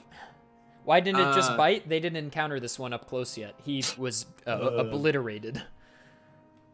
All right. Well, 3d6 I reeled something poison. in. We got something in return. I'm I happy have it in about a it. bottle. It's a vial, and let's say you have... if you coat your weapon in the poison, you have 2 uses of this vial. So Okay. you can use it twice to fully coat your weapon, and it coats for, let's just call it 1 encounter. Okay. And I'll leave you to Google poison damage. Sounds great. You got to do poison damage now instead of just So it's shoving 3- lightning in 3d6. everyone's face. Yeah, it's 3d6 is if I were to consume it. Yeah, essentially. Okay. If, Otherwise, it's poison damage on my weapon. No, I'm saying that we're gonna call when your weapon is imbued with the poison. When you splay it on the weapon, the weapon deals its regular damage plus 3d6 poison damage. Oh shit. Okay. So, but why did you tell me to Google poison damage then? Oh, just like what it does. Because it will poison the enemy. Yeah. Okay. I thought you meant like you wanted me to Google a modifier for my weapon. Anyway, No, understood. no. We're good. Cool. Sweet. Okay. Yeah, 3d6 is a lot. Yeah, this is a good thought. Okay, so that's done. Now you have the full keep in front of you, Right. and this portcullis opening as well. I would like to continue with my initial thought of going left first, and I would like to explore the left tower, if possible. Is there a way in there? So yeah, there was a door. You can just go in the wooden doors on either side. As you climb the left tower, up the staircases, you find a small wooden chest inside with 5 gold pieces. Hey. Hey, what'd you find up there? Nothing.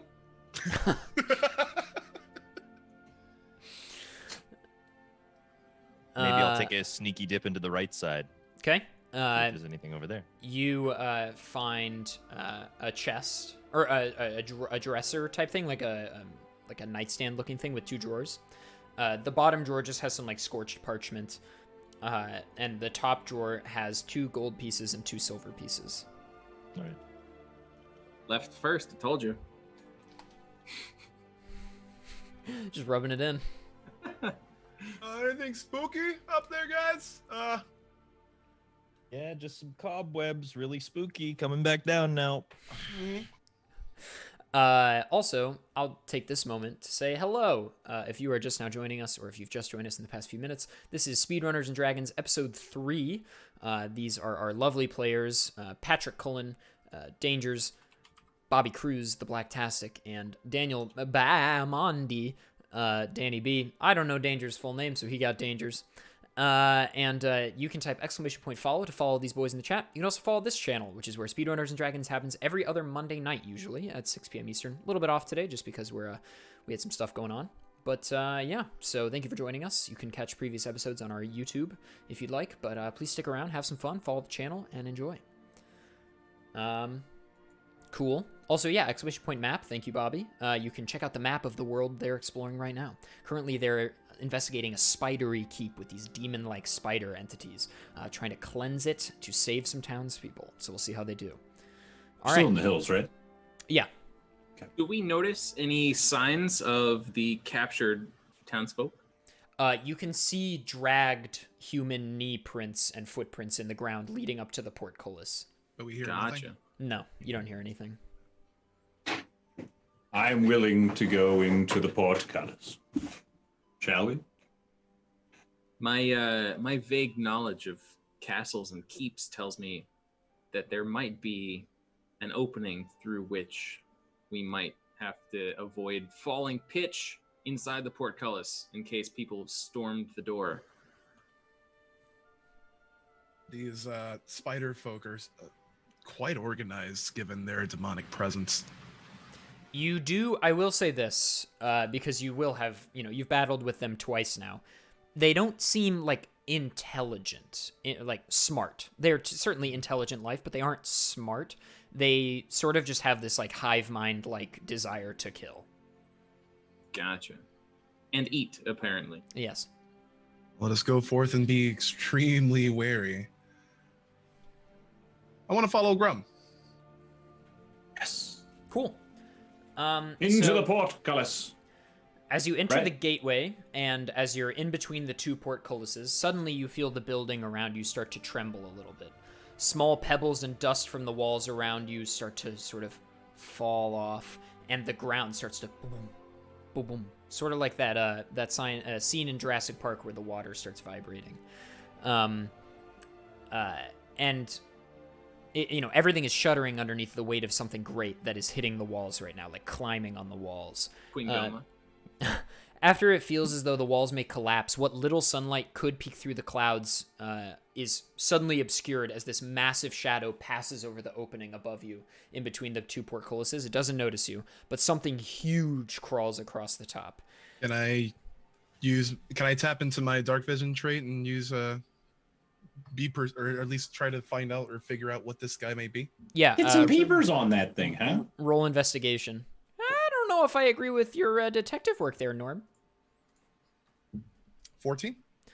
Yeah, so you see this like streak of orange like on the body of what looks like a segmented spider-like mass that crawls over, and you see little like of its feet going across.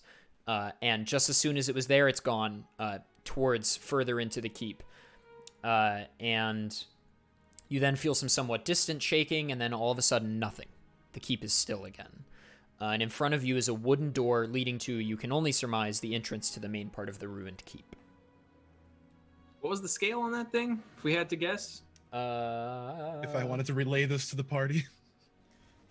Oh, I have it. This is something I do have bookmarked in the book.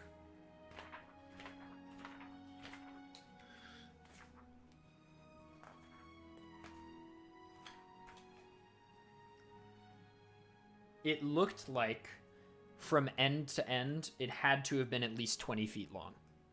Yikes. Don't like It's spiders large. that big. And wide enough to cover the portcullis opening on the top. So probably 10 feet wide at its thickest. And its head and front segment might be 5 feet wide. Okay. So basically, Queen Goma. It's a big-ass motherfucking spider. Yeah. So I'll relay the information and the the description of this new fearsome segmented foe, and I would advise the party to stick together. For we don't know if that might come up at us or if he has any other of the spiderlings. I know they're humanoid spiders, but I'll call them More spiderlings. to kill. More for Grum. Yeah, say that louder. Say that louder in the More this for echoey- Grum. God. Yeah.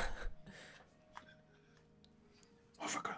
I want to approach the door Okay. and attempt to open it. Sure. Is it locked? Is it barred? It opens readily.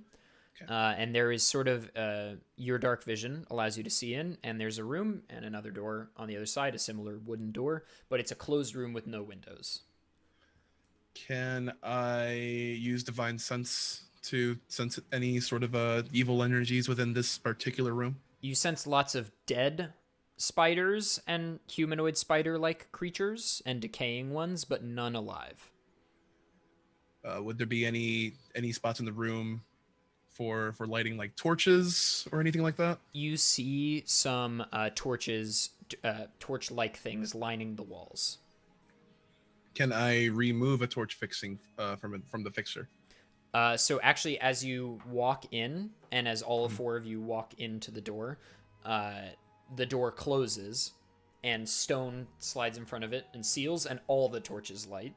Now all of you can fully see there are all these dead, like 10 or 15 dead spiders. You know, some of them the fatter, shorter ones, some of them that are on all 8, and some of them the like taller, bipedal ones, strewn about the room, and they're all dead. We're gonna go to this song, and It's setting the mood so well. right. They're all dead.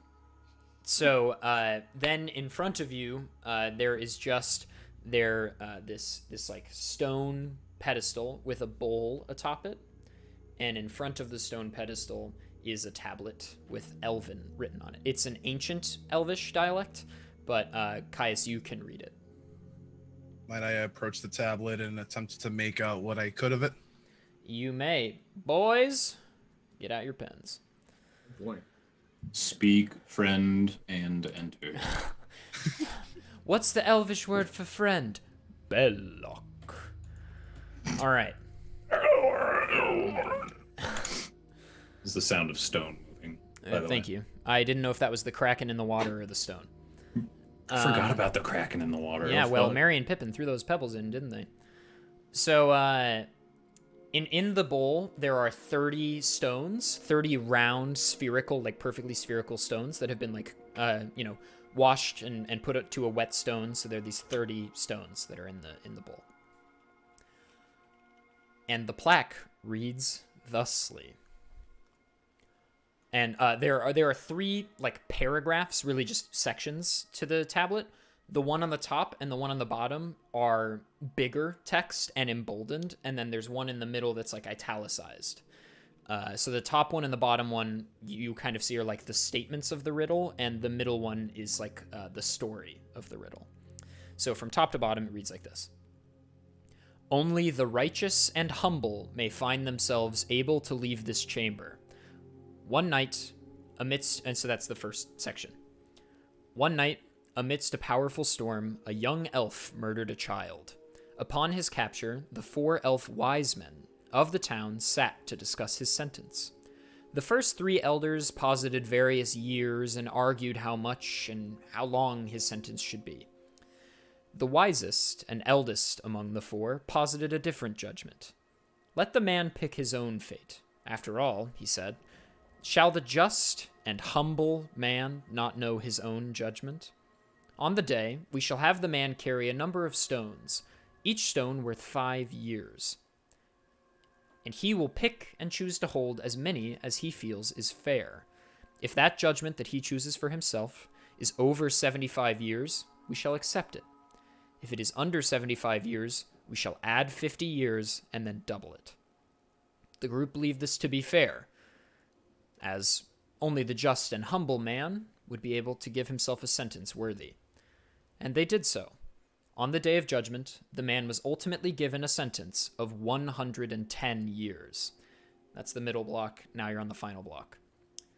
Walk through the doorway before you, carrying the same number of stones the guilty man did. And this stone archway appears in front of you. It just leads to the other side of the room. There's no walls on it or anything. It's just like a stone archway. And you can see straight through it and everything. Yes, Patrick. You muted. You give me the numbers on those stones again? Like how much they weigh, how many years, whatever. Each individual stone is worth 5 years. And he got sentenced for 110? Yeah, his final sentence was 110 years. If he carries under 75 years worth of stones, then they add 50 and double it? Uh-huh, correct. Okay. So n plus 50 all times 2. Gotcha. Well, there are two answers to this puzzle then. Yeah. Either he carried 1 stone, which then brings his total up to 55, doubled is 110, or he brought in, dude, I can't do math right now. 22 stones. But one person couldn't hold 22 stones, I imagine. How big are they? You could hold all 30 of them if you wanted to. How humble is this child killer, though? That is the question.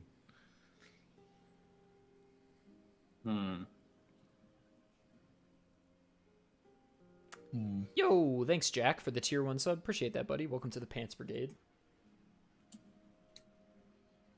Let's get a wall of pants in the chat room. What does the riddle suggest we do with these stones in order to make our guess? You walk through the doorway with the number of stones you posit is correct. The exact wording is, I'll just read the top section and the bottom section, so I'll skip the story. Only the righteous and humble may find themselves able to leave this chamber. Walk through the doorway before you, carrying the same number of stones the guilty man did. Got it. Well, if he was righteous and humble, then he would take 22 and not 1. True. That is true. True. All right. Well, suppose let's gather up 22 stones and make our move. Who walks through the thing? I'll do it. Just to be sure, we should give you all 22 stones. He who, singular. I don't know.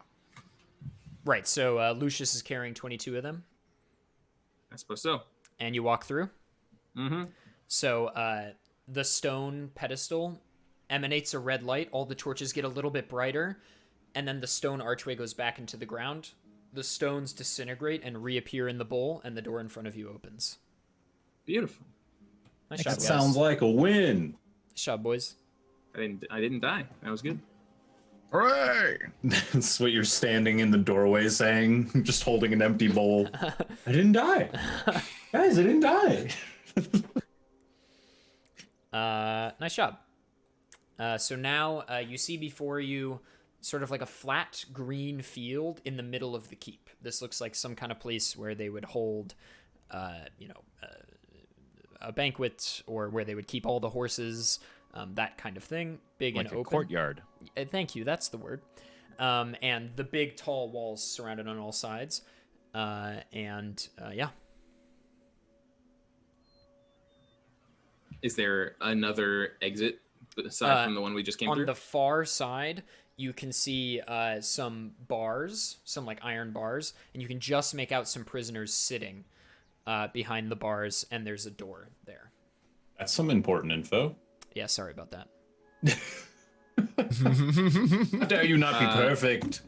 I suggest Disgusting. that the stealthiest among us should go ask the prisoners for information. I'm on it. Oh, no.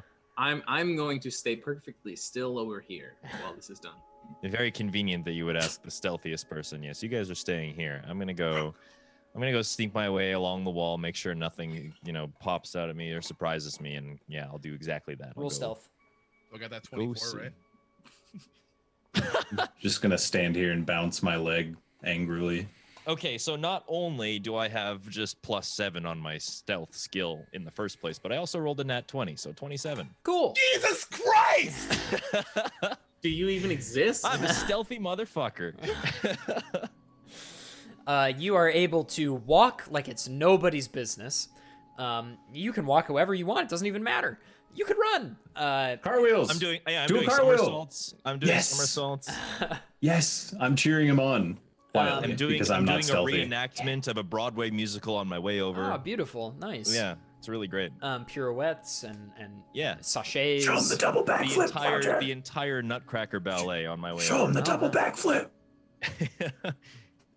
Yep. So on my way Nice. there, that's what I'm doing. You All make of it that. to the iron bars. And here are the prisoners. Do they have anything to say? Hello?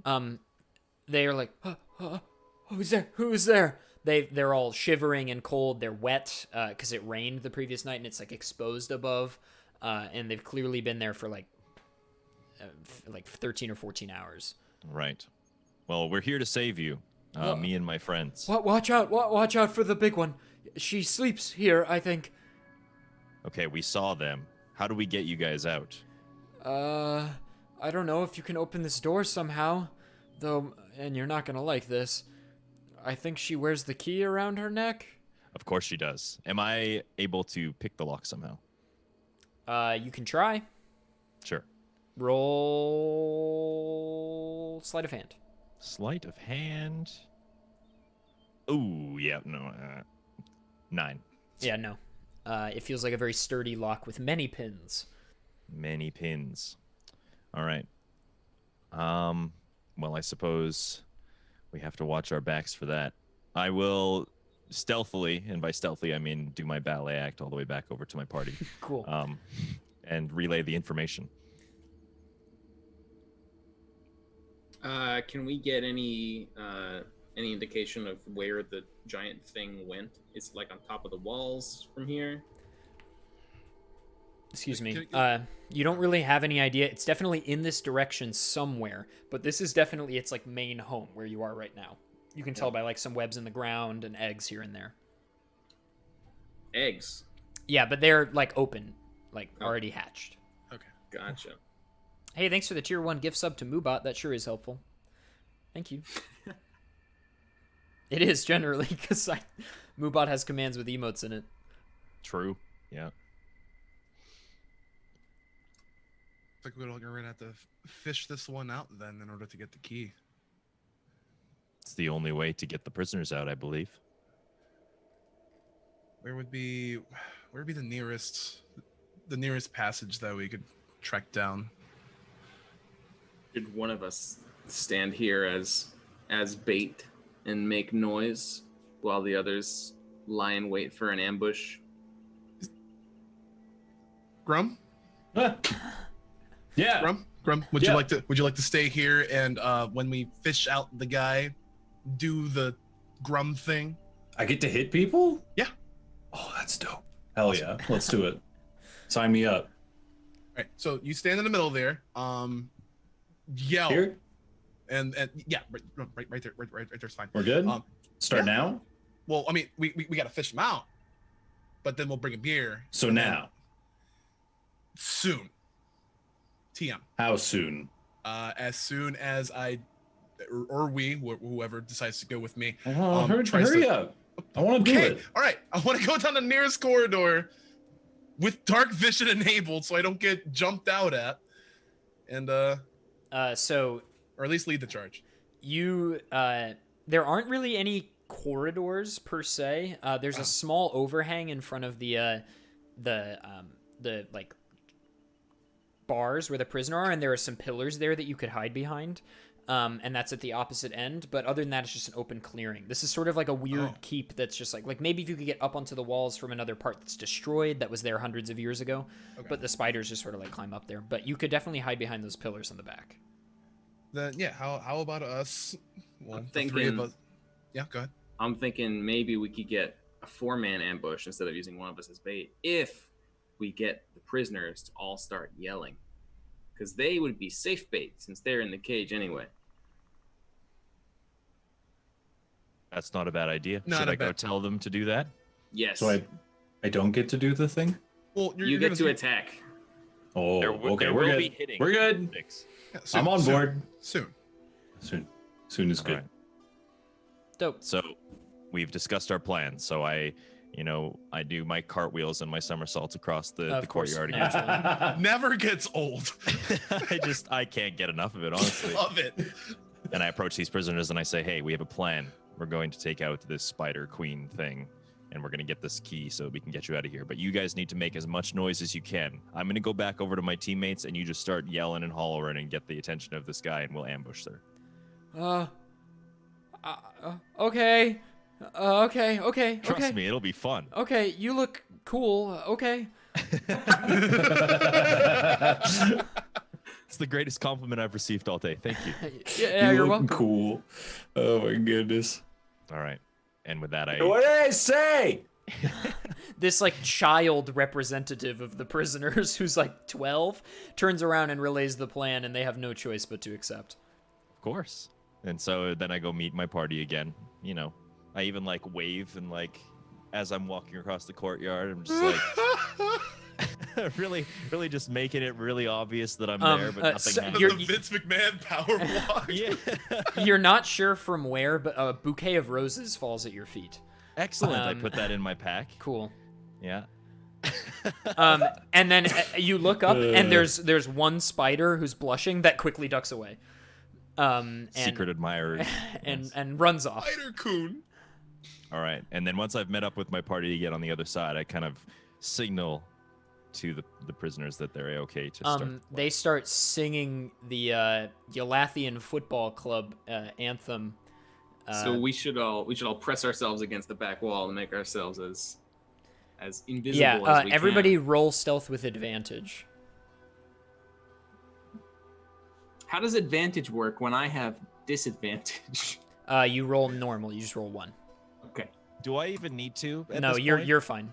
Because I rolled again and got 23. Yeah, so you're like... fine. You're fine. Patrick, what'd you get? 9. That is genuinely convincing and funny. You got a 9. Yeah, I got a 9. Caius 17. and Lucius. 10. Okay, you're all fine. So the way I've framed it on the stream specifically, Patrick, the cutoffs only show the virtual background and your feet. So you really looked like you were flying. Good. So they start singing the Yalathian. Was it Yalath or Yalash, the name of their town? Laugh. Yeah, the Yalathian Youth Football Club, where all the kids from the neighboring villages come play for them. They start yelling their anthem, which is like YALATH, you laugh, you laugh, you laugh, you laugh. And that's their. I laughed. I laughed. and that's their thing. And they chant it, and they're starting to feel like home. But just then, over the walls, well, we should change the music, I guess. Over the walls,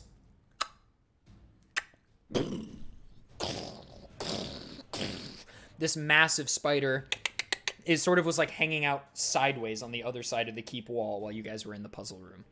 And it turns towards the prisoners and starts quickly scampering and like bashing its head against the iron bars, like hitting its feet against the ground. They're still chanting. They're like, "Fuck off!" Yeah, you guys feel free to get a stealthy old sliggity slice. What? You can do a stealth attack. Oh, okay. Or a surprise attack, isn't that what that's called? Okay. I don't know. All I heard was sliggity slice, and I didn't really know. Slicer. Shut the fuck up. I don't know how Right that now. I don't know how that came into my brain just now. I literally haven't Hate heard you. I haven't heard that quote in like a decade, but I hate you so fucking came much. out right of now. nowhere. Man, it's kind of shocking how long I've known Patrick. Yeah, since you were like 11. Anyways. You were like 13, shut up. Yeah. What are we doing? Looking for Stealth attack? looking for surprise attacks. Oh yeah. I was making YouTube vids back in 2010, 2011, and young adef games commenting on the old YouTube. There's some comments back in those 2011 vids. Unless he's gone and deleted them. I did not delete them.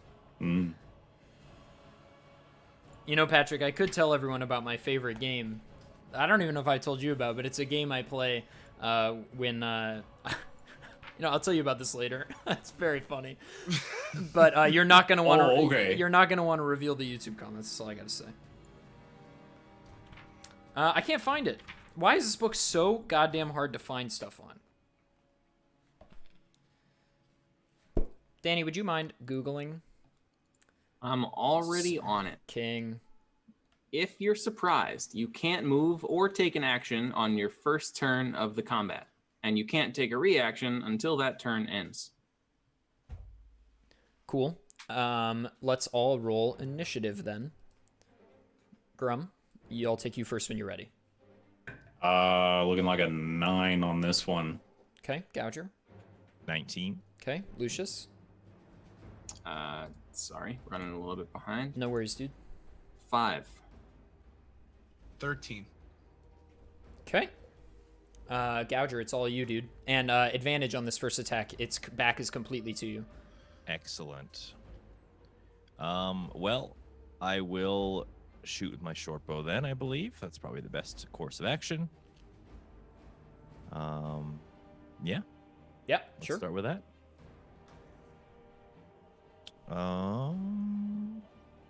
Ooh. Does a 25 hit? Yeah. Was this Great. a crit? No. Okay. It was close. but not quite. Okay. Do numbers lower than 10 exist on your dice? It's the same dice as all you guys. You said so. Yeah, It's we a have the D20. same pack. I think It's a D20 in the sense that I know what's going it's on. a dice covered in 20. Yeah, right. It's a D20. I'm pretty sure 2020s. Dangers took all the numbers 10 and up, and I took all the numbers 10 and below. So together we make a full set. True. Yeah, that's a good point. I mean, it's working out for us, all right. How I didn't much know damage? you could make Captain Planet nerdier, but here we are. Captain Planet. So, as a rogue, I have sneak attack. If I have advantage, then that means I also get to roll an extra d6 Okay. on my damage. Okay. So, that being said, If you play rogues well, they are overpowered. yes, they are. I'm noticing that I can have like 3 or 4 different actions on my Yeah, turn. just wait until you're level 5. It's gonna be Oh. all right. It's Dangerous turns. All right, guys. I'll see you in a little bit. Danny, I think you lent me your pack on this one because I rolled 1 and then 1 and then +4 is 6. Yikes. He's human. Big damage. I do make mistakes sometimes. All right. You hit it. It sort of jiggles. But it deals very little damage, you surmise. Yeah. Yikes. It would be the spider's turn, but she don't get a turn. Caius. I will want to draw my longbow and attempt to strike at the enemy Okay, with advantage. with advantage. 19. That's a hit. And my longbow does a 1d8 plus 2 for 6. Nice.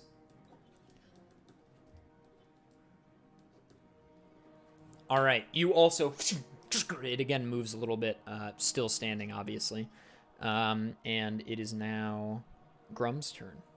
And Grum, it is the full expanse of the thing is like 100 feet. And what did I say? I said it was 30 feet long, right? The spider. Yeah.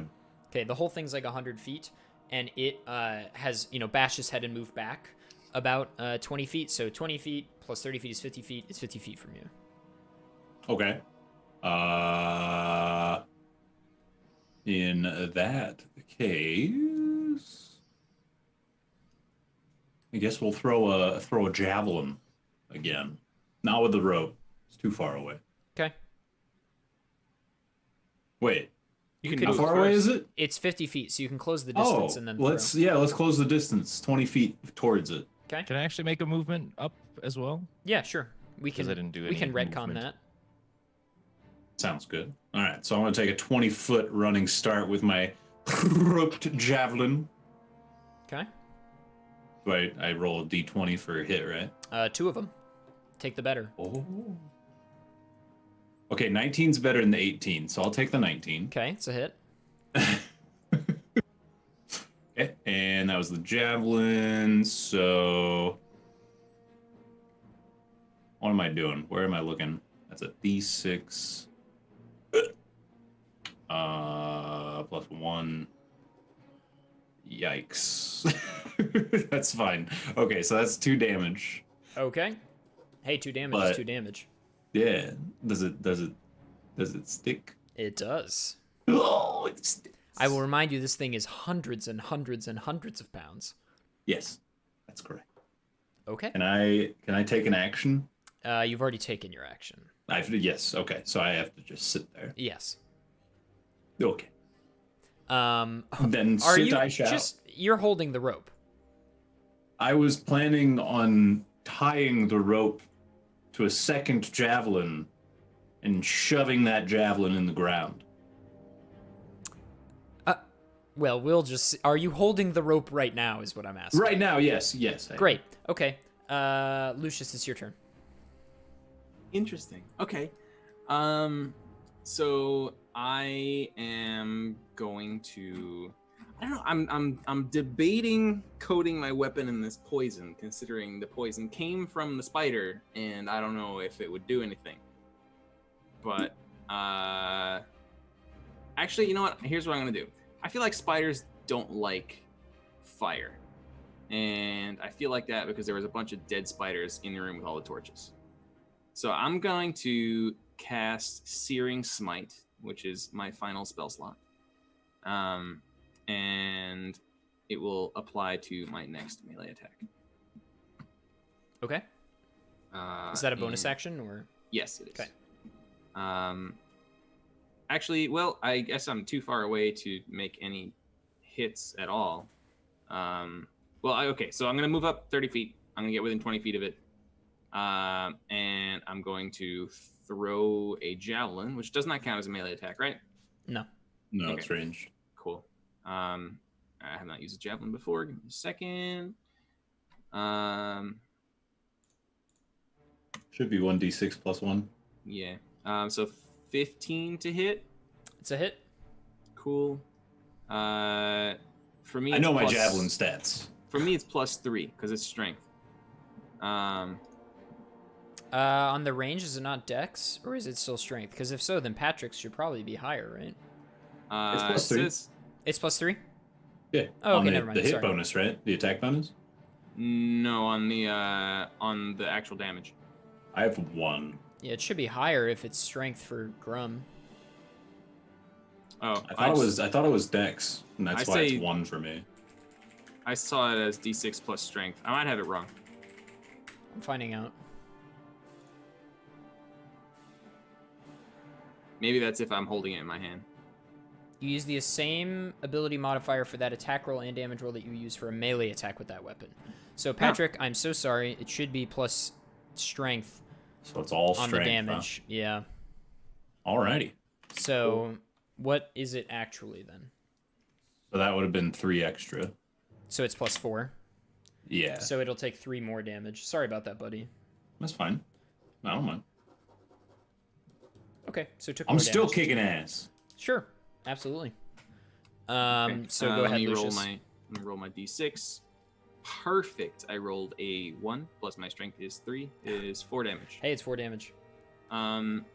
Is the spider facing us now, or has it? No. It is still facing away from us because it hasn't moved Yeah, yet, right? yeah. Okay. I would like to just glance and see if I can see the key ring that was mentioned at all. You cannot. It's currently If obstructed. it exists, it's okay. Cool. My turn is over. Cool.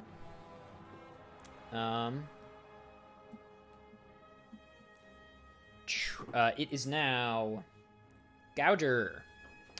back to me, hey? Yeah. Well, fire away again, I guess. This doesn't have an advantage, though, does it? No. No. Okay, that's fine. Yep, fire away. Make it happen. Jesus Christ, dude. Does 24 hit? Yeah. Uh-huh. Does 24 hit? Of course it does. Guy's Yeah. broken. Hey, it's English Dude in the chat. Everybody at him and send a heart. Thank you for the wormwood box, English Dude. Appreciate that. Love you, Francesco. So I don't have my ability to use sneak attack. I could if one of you guys was closer, but I do not have that advantage. So just 1d6. 3 plus 4 is 7. 7 damage. Yes. Nice. You guys are just wailing on this thing. And it is now the spider's turn. And it finally turns around in place. And is there anyone close to it? I am We're all 20 feet 20. away from it. Yeah, I think all of us are, yeah. Okay, so it's going to move to Lucius. Oh, fun. And it's going to attempt to bite you. I'm going to read the description of this attack before I do it. Okay. Is this going to be the last thing I ever hear? Maybe.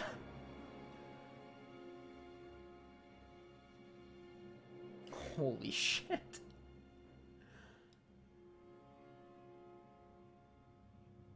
Surely my armor class will save me. Okay. Surely. Does a 14 hit you? No, it does not. It's a miss. It's All a right. miss. Wowie. It is +7 to hit. Holy cow. Yeah, it bites at you and misses. It's got a tiny little head. Can't bite you. It's like a daddy long legs. You know all those urban legends about daddy long legs? They can't bite you because their mouths are too small or something? You can see the key sort of swinging around its neck, but it's behind its, like, thickly tied around its big old neck. It'd be very hard to get. And it's chain. It's not leather. And it is now Caius' turn. Yes. Well, longbow again. I do not want to face any or all of that thing. Okay. So I will draw. I'm sort of imagining Calamity Ganon here. That's a fair comparison. Except it doesn't have, like, 3 small arms with blades and 2 big arms with blades. It's just a spider. We can't stun lock it, can we? No, and it doesn't have Daruk's protection for some reason. Oh. I have a 12. I'm assuming that isn't it. 12? No. Okay. Then I will use the movement action to. Can I descend and kind of place my? Oh, let's see. Are we on top of something? No. That's what I was. That's what I was. Like I got mixed up there. But I want to place myself in between him and the bars where the prisoners are being kept. You can't move that far in a turn, but you can start. Because it's, what did I say, 100 feet? Yeah. And you guys are at the back edge. Well, we moved 30 feet up, so we're 70 feet away, I guess. Okay, so you can move 30 feet, you can be 40 feet from the bars, and certainly you're a little further to the right than he is, or she is right now. Okay, then I'll do that. I'll move the full 30 feet. Okay. It is Grum's turn. Okay. Oh, I didn't do this. Sorry, I totally forgot about this. We're gonna do this. Grum, please make a strength saving throw. Oh God. Because when the do spider I do turned, that? I don't know if you Oh, recall, that's right. but you're holding the rope and it turned fully around at like Mach 5. So if you could make a strength saving throw. What is this music that's trying to play? How do? Well, you look on your character sheet and in the top left, there's a thing that says saving throws, and it has strength, dexterity, charisma, intelligence, Oh, okay, etc. yeah. And you roll a d20 and add that modifier for strength. Oh, okay. I'm gonna go ahead and use my inspiration point to roll with advantage after rolling that 2. Oh, okay, yeah, you were using it ex post facto. Now's the time. Uh-oh. Oh, good. Thank God. We got a 3. Whew. That was a close one. That was a close one. Well, I guess that's a 7, technically speaking. So you And my inspiration point is gone. Bye-bye.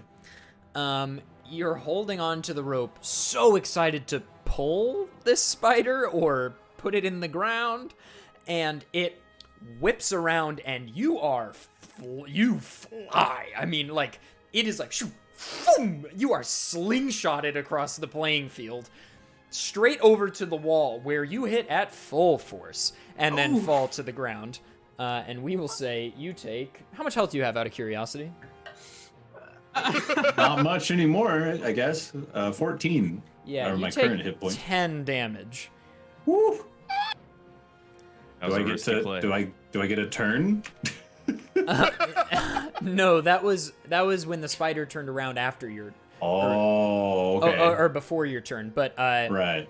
you let's for the sake of the fact that you just took all that damage, you managed to land on your knees. You're not you don't land full prone. Oh, I'm not prone. That's No. nice. So you can attack. Oh, thank goodness. But now you're like LA? 70 feet away. flown No, to the because other wall. it moved. Danny was... How far were you from the wall? I was 30 feet in. It was 20 feet in front of me.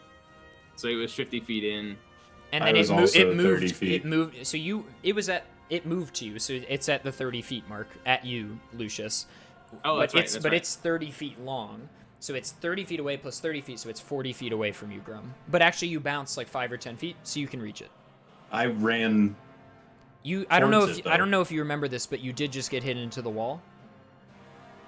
Where's the wall? The opposite wall where the prisoners are, the back wall. You flew all the way across. Oh, I misunderstood where I Yeah. flew. You flew all the way across. Oh, okay. I'm over by the prisoners. Yes, you can You're reach. 40 feet away from its butt.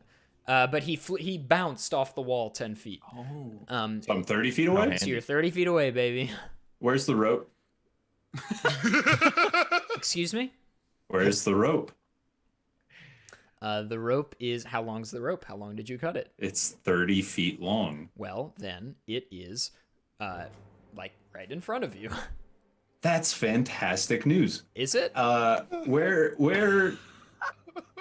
What is around the spider, architecturally speaking? There's a wall on its right, so on your right as well. How far away? It's like 10 feet from the spider on the right. Okay, so what I'm gonna do, this is my turn. I'm not getting near that motherfucker anymore. The wall hurt. So I'm gonna get my revenge on the wall. I'm gonna tie the end of the rope that I have to my second javelin, Okay. and I'm gonna chuck it at the wall as hard as I can and kind of tether the spider to the wall, if possible. It's what I'm attempting. If you could roll strength for me, can and do that. we'll add your javelin modifier. So, Okay. or That's the same as strength. yeah. So just roll d20 plus strength. Sorry. Fuck! 9.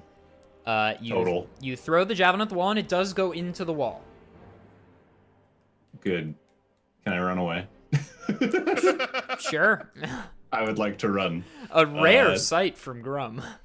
Grum. This is the one weakness I've had in this playthrough. I don't know if you've noticed, but me and walls, we do not get along. Grum is not a friend of the wall. Grum is internally bleeding. Yes, it's true. My dragon organs are weeping tears of blood. You can run away this way towards the other wall. Yes, let's do that. 30 feet. Yep. You can make it to the Far other away wall. as possible. That's fine. You're there. What a turn. It's Lucius's turn. Okay. I'm gonna coat my sword in this poison.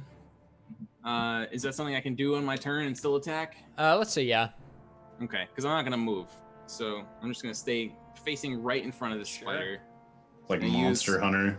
Yeah, gonna use one of my 2 poison coatings on Or my like sword. bolt paper. I also have what was the fire thingy that I used? from Searing Bloodborne. Smite, pent up from last turn to be used on my next melee attack. Yeah. So this has the potential to be a big one. You I'm gotta gonna roll. You gotta hit. Yeah. Oh, here comes a big one. All right, I'm gonna roll my d20. That is a 16 That's a plus hit. 5 to It's a hit. hit. It's a hit. Okay, great. I love when the big ones here work it out. comes. I love when the big ones work out. Okay, so my sword is a d8 plus 3. So that is 7 there. Are we rolling 3d6 poison damage, Yep. or is it immune? Okay. It Oh, doesn't would say not it's be. immune. Oh, okay. Well, I'm gonna roll it anyway then. 3d6 poison is 11, so we're up to 18. Okay. And then Searing Smite on top of that. Let's see. What does Searing Smite do? I haven't used it before. What does it do? I thought spiders wouldn't like fire, so it does 1d6 fire damage. So let's roll one more d6. So we're up. What were we up to? 18, and then plus one more d6. So 22 total. And then so start of every turn for the duration. So it causes the target to ignite, and at the start of every one of its turns, it must make a Constitution saving throw to end the spell, or else take 1d6 more fire damage. What's the DC? My Probably your spell casting. Yes, 14. Okay. At the start of And also, turn. if I'm not mistaken, and I don't think that I am, it should now be poisoned. That's correct. It can also use an action to put out the flames if it wants to. Okay. Instead of, And what's the poison damage? Did you look that up? oh, sorry. The poisoned attribute. Yeah, the effects, Sorry. Let me do that now. the static effects, or the Yeah. lasting. A poisoned creature has disadvantage on attack rolls and ability checks.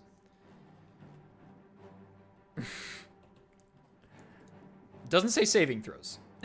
It says ability checks and attack rolls. That's right. Okay. Oh man, if it had a disadvantage on the saving throw against my fire. What a that would've combo. been What a sick. true combo. Cool. Yeah. Does it take any lingering damage from the poison? It doesn't say that on the thing. Cool. Well, let's just call it there, shall we? It is now Gouger's turn. It sure is. I'm surprised it's still standing after that. It's a big spider. I'm gonna shoot it with an arrow. I'm gonna make a mid-show tweet. This motherfucker just calls down the righteous wrath of heaven, shoves it into the spider, and then Gouger, this little bird that was doing cartwheels across the courtyard 5 minutes ago.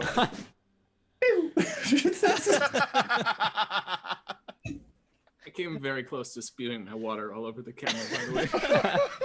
Oh my gosh, that's fantastic. Oh my goodness, dude. All right, I made a mid-show tweet. If you boys want to pop it on the retweet-a-rooney. I do not. Okay, cool. No, that's fine.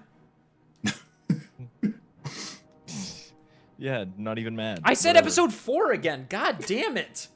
I'm deleting the tweet. I'm deleting the tweet. I'm deleting the tweet. Never Tweet is delete deleted. tweets. Tweet is deleted. Delete us, the tweetus.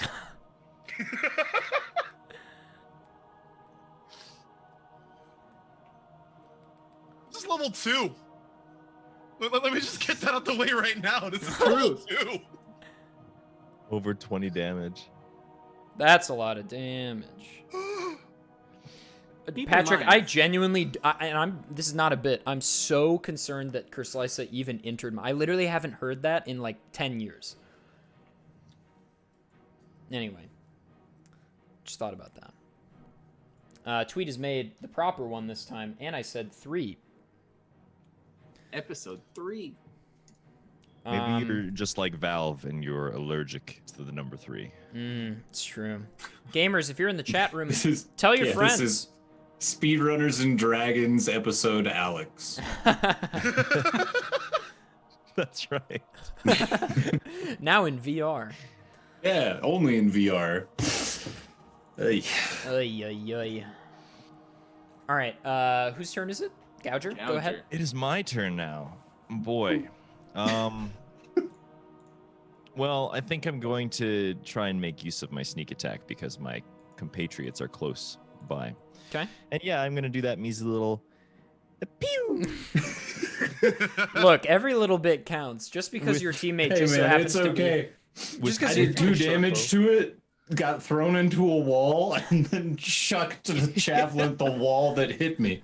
You're doing great. Lucius over here is just tanking the yeah, whole thing. you just so happen to have a devout Christian on your side. Thank goodness for that. The power of My God goodness. in anime. Bro, the power of Christ compels you. At least I'm managing to do this, because does a 25 hit? Yeah. Of course it does. Yeah, so I get to roll 2d6 plus 4 because of Oh, my is it? sneak attack. Oh, sneak attack. Okay. Yes. It's 11 total damage. I'll remind everyone this is a boss fight. It did almost kill Grum. But that was his Wall fault. almost killed Grum. That was his fault. That was It his wasn't fault. my fault that it turned around so quickly. I asked you multiple times if you were still holding the rope. Yeah, what do you think I'm gonna do? Set it down? Yes. No. You okay there, Bobby? Nope. Oh. Well, What was that? it was me being spooked by the loud noise when Grum hit the wall. Oh, okay. Oh, yes, of course. The thunderous crash of my dragon bones hitting Yeah, stone. not like any of the class of thunder from good old Danny over here. So there's blood oozing and lots of damage. This guy is, he's looking bad. All right, well, I'll use a bonus action before my turn ends to disengage and move back my 30 feet so that I'm in the back pack. Sure. Invincible man over here. It is now the spider's turn, and he must do all the things now.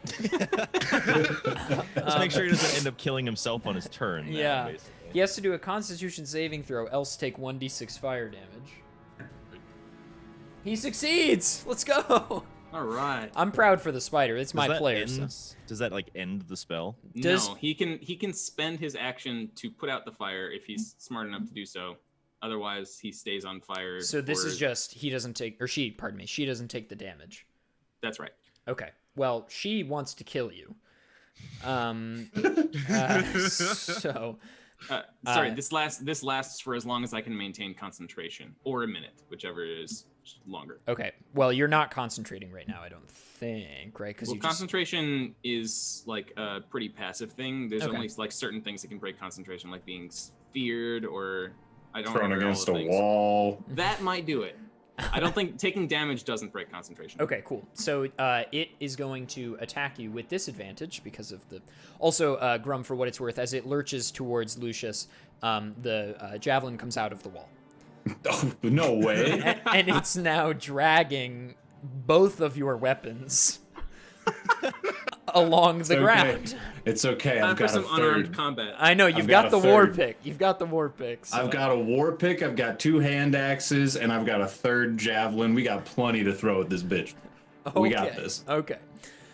She's now going to attempt to attack Lucius.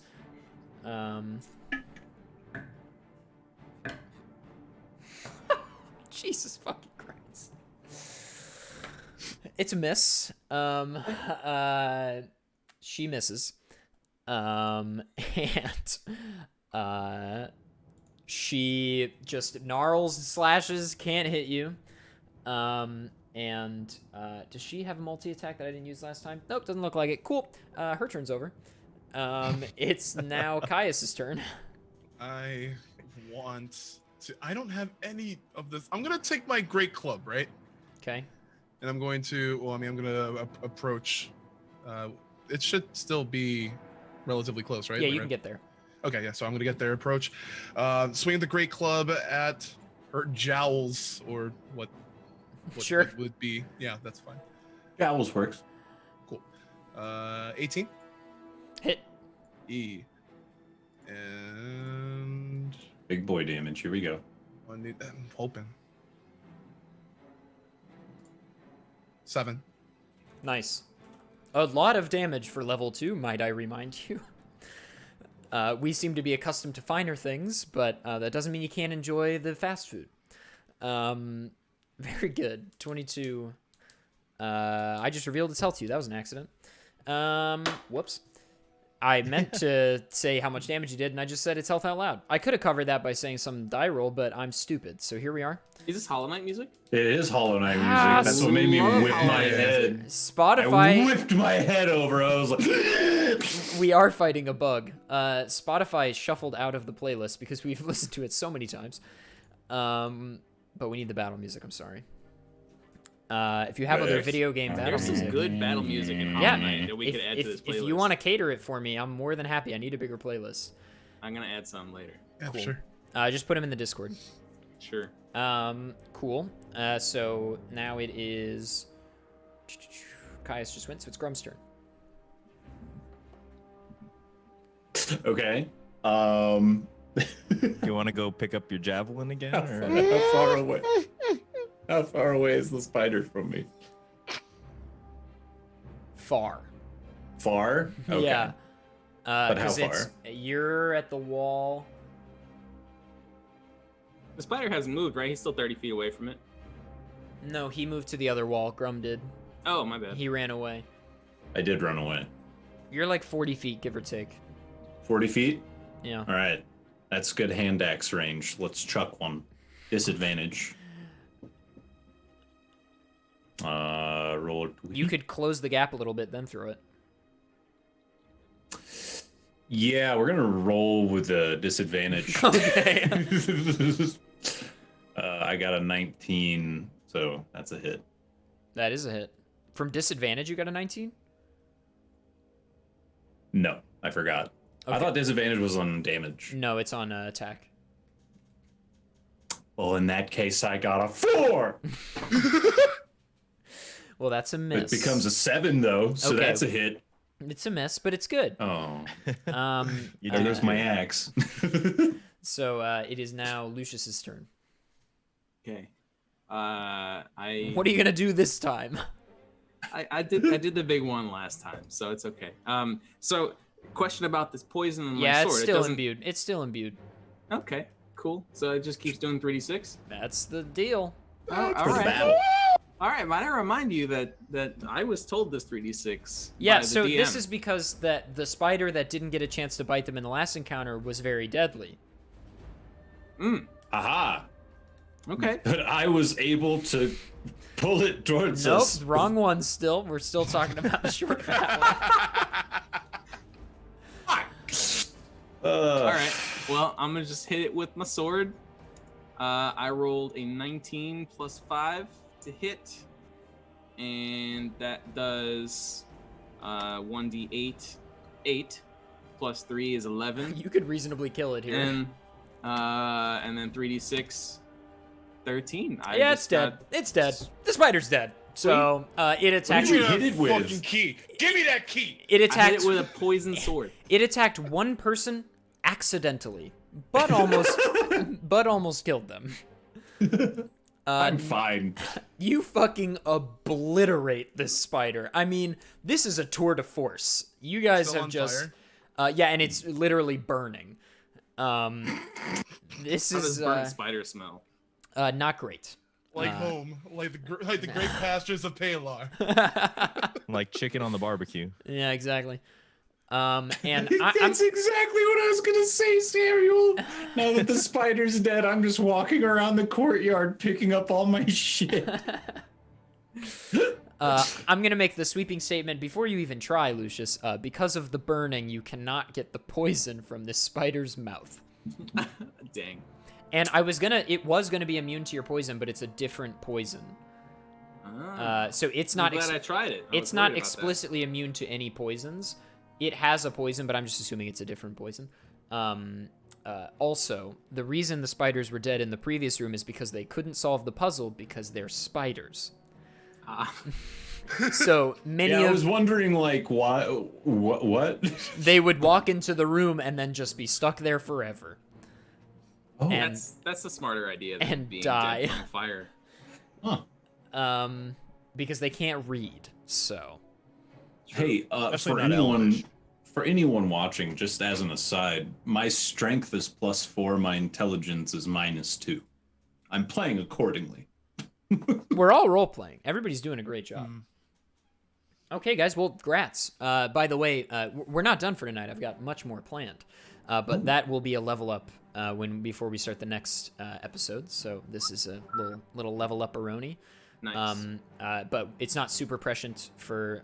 We'll call it at the end of tonight rather than now. But this is the event that got you there. So let's get some Pog Champs in the chat room. Our boys are going to be level 3 on the next episode on October 5th. Don't miss it. And that's spooky season, baby. That's smack dab in the little of spooky season. Giant spider wasn't the beginning of spooky season. Oh, it's the beginning. It's the The prequel. precursor. Okay. Nice job, guys. For the sake of time, because I've got a lot left planned, and we're already at 2.5 hours, and typically we go around 4. That's been our golden number is like 3.5 to 4. For the sake of time, since there's a lot of cool stuff left, I'm going to say that you free the prisoners. They all thank you so much. You know, they all say various things like, you know, if you're ever at this farm, if you're ever in Yalath, or I got you. you know, whatever, like we will feed you, we'll give We'll you beds. visit the all boys school to watch a match. They're like, what? Really? They all have their kits on. They're all wearing their kits. And they all have shin guards on, and they're like sick, and they're like holding soccer balls, and they're like, right on, dude. But also like they look emaciated, and they look like they've been look like they've been Probably bit by starving. spiders. Yeah. But they feel comfortable finding their way home without you guys. Because it's not too terribly far, and there are many among them that are still strong and like are, you know, big burly dudes, or like, you know, whomever that can get them back to town. So you guys can keep heading east if you'd like. Would like. It sounds And like a good plan. you know, you got the key obviously to do that from around its neck. Yeah, nice job. Was there another door inside the cell? No, it's just Oh, the okay. one door. It's a very Gotcha. simple keep. You surmise that the keep may have been more one day, but it's been around for hundreds of years. Cool. I mean, look at this thing, you know? Are we, do we feel safe enough to take a rest here? Like a long one? You do, yeah. You think that killing this spider, and with all the other spiders you killed, everything has probably fled or died. Perfect. I'm feeling like a rest is good. I want some So- spells back. You can take a Yeah. long one. How long's a long rest? 8 hours? You can set up camp. This Hell makes yeah, it dude. This makes it like 10 p.m. I think. It's nighttime. Dog, I got my bedroll out. I got my rations. I got my bedroll out. I got my rations. little water skin action. Little water skin. Eh, Hell yeah. Cool. Good rest. You get all your hit points back, all your hit dice back. You get all your spell slots back, and you're raring to go. Perfect. Hooray! and I didn't we will- die. You almost did. No. I am going to say that Thank you. you're able to ride uneventfully eastward.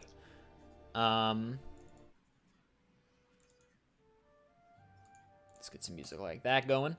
You're able to ride eastward without incident, and as you get over the hills, it's 10 p.m. But, with the lead of Caius's dark vision and with some careful planning, you're able to get over the hills uneventfully. It's a very gorgeous night. It's very still. The cloud cover is sort of dispersed to give way to bright stars and a wonderful moon.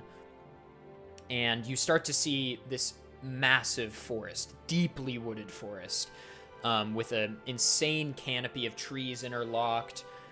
And this is clearly the Forest of Tiber, the Tiberian forest, which blocks entrance to Tiber, sort of like a natural wall. And you make it to the entrance, and there is a guard there in incredible elven armor.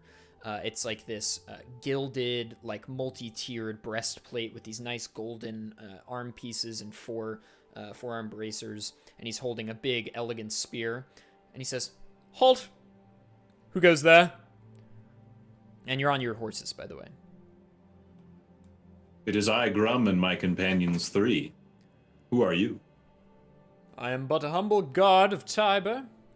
I must ask that you please dismount your steeds and state your business. I comply. So will I. Yeah. I tell him our business is to investigate the Green Hand's dealings in Tiber and potentially free the Shrine of Shalane. Or what's the god's name? Sorry. Well, it won't be to Solace. It's the whatever the champion is. Yeah, well, I'll just say the champion of Tiber. Kinyor. Kinyor Blackleaf. There you go. Nice job. Nice, the lore man over here. All right, well, that's what I tell him. He says, well, I mean, I'm always posted up here, outside the forest, but I must say, who's the Green Hand? If there were any sinister dealings within the walls of Tiber, I'm sure I would have been notified about it. But you say there's trouble brewing? This is hilarious. What? I assure you, the shrine to Kinyor is ever protected, as always, by the king's magic. There is a magical kingly seal on that door. No one goes inside. If no one goes inside, then how do you know it's protected? Well, because no one goes inside. But how can you tell that it's already protected from the inside? Listen, pal. We're going around the land. There's lots of these things. These, what do they call them? Shrines? Lots of shrines around. And they're all pretty messed up, except for we hear one's okay. Sadly, that one's not yours, so we gotta go take a look at it. We're on a righteous quest to save this entire island. Help us out. Come on. We're on your side. Respectfully. And he looks to you, Caius. You're a half-elf. He sort of respects you a little bit. But he seems a good man. He seems a good person. And he doesn't believe you, but senses you're good of heart. And he's like, well, I know my Lord Ballior won't let you in anyway, so I guess there's no harm really in just letting you pass. While you're in, though, please do enjoy the amenities of Tiber. It's a grand city. So I've heard, and I thank you. It is my honor to pal. welcome the 4 of you into the forest of Tiber. One thing, I'm so sorry, I must tell you. The woods are not as they always were. It's always been treacherous to venture off the path. The wooden path that we've got through the woods has always been the safest route, protected by elven magic and elven torchlight. But I will say that you're not going to want to go off the path at all right now. We've had some problems with some sort of dark dealings, some dark magic in the woods. Animals are stirring about, they're stirring in weird ways. Monsters are coming further than they always have. There's always been monsters in the woods, but they've been venturing a little further off their paths than usual lately. So I just recommend, if you don't have the elven sight, do not venture off the path. Then I will be the first to venture forth, and I'll be sure to relay any information or any dark dealings within off the beaten path, so that we may be ready and prepared.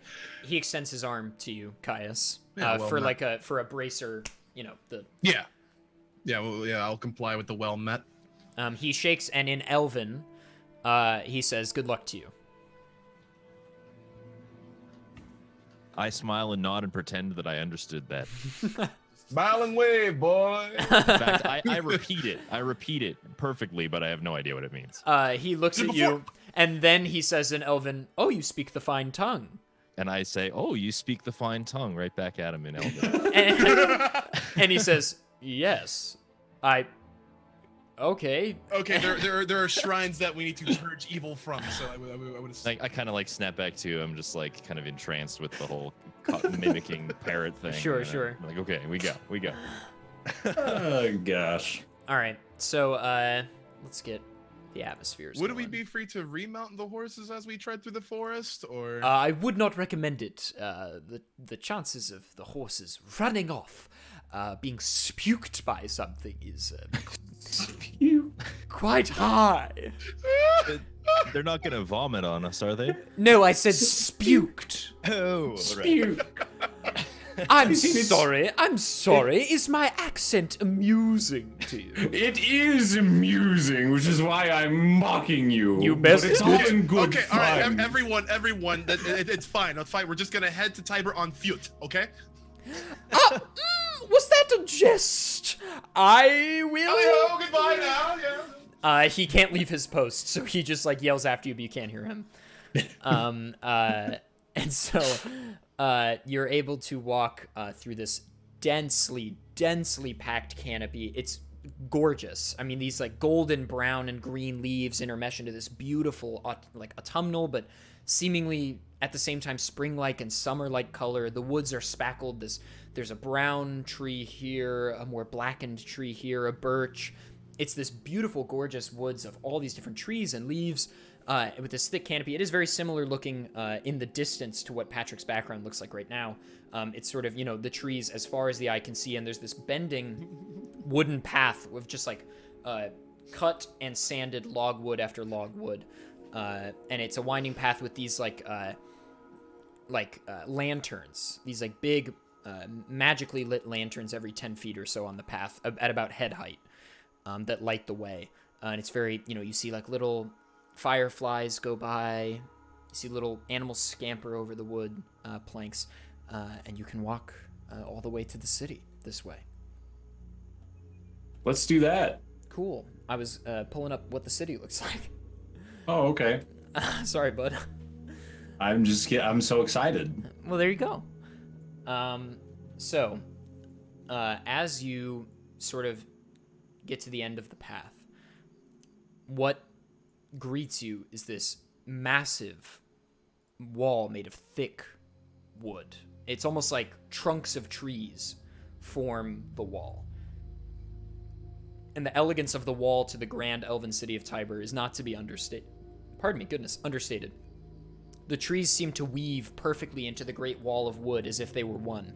You feel a great magical, lifelike eminence from the wall, clearly a great protector of the city. The embellishments of knots, leaves, and brownish golden ivy adorn the wall all across it. Peeking above the wall, you can see lots of immense buildings, sort of seemingly cut out of trees. These massive tree trunks that are like 40 to 50 feet wide in diameter, and some even larger, grow tall, massive into the above even that you can see. And you sort of see pathways and bridges in between the trees, and little openings in some of them with doors and light coming out from some. The dense canopy keeping most light from the sky out of the city's grand interior. And the walls open for you, or the doors open for you, because the guard has, granted you passage. And you see, yes, from fast channels, Caius. I thought, I could see you thinking it, I thought. There are, lines of shops on this bottom sort of forest floor area, but it's all been lain with wooden planks and stone cobble everywhere. And there are walls of shops cut into the bases of these trees, others built from wood. And there's lots of small houses, and you can see up there other levels to the city, about 3 tiers to the city. And there are these magical looking lanterns you saw before, but this time they're a little bit bigger, and they're like on street lamps every 10 feet or so. And so there's no moonlight getting through, but all of the lamps are on. So the city is this kind of orange, vibrant color, meshing with the nice green, brown hues. And now that I've done enough, look how cool I am with adjectives, you can explore the city. So yeah, you are now in Tiber, the first major city of Shalane that you guys have visited. Now that we're here, I need to stop off at the little Dragonborn's room. I'll be right back. Okay. That makes 2, actually. All right, well, let's take a small break then. Maybe this is where Twitch will put their mid-roll advertisements. We can hope. Or I could do them myself if you can do that from your phone. Doesn't look like it. Hey gamers, take this moment to say hello. Welcome, if you're just joining in, to episode 3 of Speedrunners and Dragons, the show where I take speedrunners on a daring tabletop adventure that I've created. If you're enjoying the show, please do drop a follow to the channel and follow the beautiful boys by typing !follow in the chat. If you'd like to see the map of the world, you can type !map, and for general info, !S and D. It's S&D. But we do this every other Monday. I know tonight's a little irregular. We had some scheduling conflicts, but typically we're every other Monday. So the next episode is October 5th at 6 p.m. Eastern. Currently, they've just entered the great elven city of Tiber, this massive wooded city, and they're going to try to free the shrine here from dark magic lain by the Green Hand. So if you enjoy the content, consider following. Also, consider subscribing to our YouTube. It helps us out a lot in getting the word around. And if you miss any previous episodes, you can check out the VODs there, as always. You can also check out the VODs here on this channel, too. Thank you all for tuning in. I really appreciate it. I put a lot of work into these things, and these boys have put a lot of work into their characters and take time out of their very busy schedules to accompany me on this journey. So thank you for stopping in and watching. And I hope we can see you again at the next episode, too. Thank you. October 5th, right? October 5th? October 5th. This is a homebrew adventure. I have written everything that you have seen. Every character, every nook, every cranny. All of it. Well, the monsters are from the book, right? Sorry, Oh, what? Excuse me. Yeah, exactly. The monsters are from the book, though, right? Yeah, the majority of the monsters I find from, I'm getting them out of the Monster Manual, Volo's Guide to Monsters, and some of them are homebrewed by other people that I found online. It's sort of a mix of those three things is where I find the mobs that I use. Ooh. Thanks, Aiden. I really appreciate that. Thanks, Heffend. This is sort of, I adore writing D&D adventures. It's super fun. It lets me, I haven't been able to do very creative things over the last 6 months, which is sort of like my passion to do things like this. So this has been a great outlet for me to be able to just write and do stuff amidst quarantine. So that's been a lot of fun for me. So yeah. Thanks for the follows, everybody, as well. I really appreciate that. You ready, boys? Ready. Cool. So you are in Tiber, and the world is your oyster, as it were. Oh, also tell your friends if you enjoyed the show. Tell your friends. Let's get as many gamers in here as possible to view this content. And I can't make any promises about this, but I'll say this to the boys as well. Later we'll talk about this, but I know everybody says the words "when the vaccine hits," but when the vaccine hits, I foresee an in-person episode, maybe at some point, maybe at a GDQ. That'd be fun. Sure. Pretty cool, yeah. Anyway, a boy can dream. Yo, thank you for the Twitch Prime sub, the kitten with a pancake. Thank you, I appreciate that. Thank you. Welcome to the Pants Brigade. Let's do it, boys. Let's do it. Let's kick it in. The city's yours. I would like to just look around and kind of gauge the activity of the city in the middle of the night here. Are there Sure. people up and about, or is what's going on? So there's nightlife for sure. It's 10 p.m. The streets are bustling a little bit. It's not as active as you might expect a city to be, maybe because it's a weeknight. But people are sort of bustling about and entering taverns here and there. There are local shops that are open late.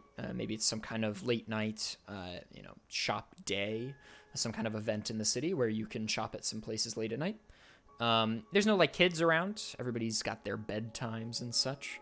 But also, as a majority rule, usually elven cities are middle-aged and older looking to you because elves live quite long. So they don't procreate very often, and they live quite long. So they, it's a lot of middle-aged looking individuals, sort of walking around. Yes. Are there any signs, any signage telling us where things might be? There is, there's your shops around that, are various things. There's a jewelry shop and, a woodworking place to your right, and to your left, there's a place that makes pillows. They put feathers into pillows. They're very nice. They're very nice elven pillows. How badly did you want one of us to ask to look around so you could talk about the stupid fucking pillow shop? I don't know. I love it. I love the pillow shop. Can I go in the pillow shop? Sure. Cool.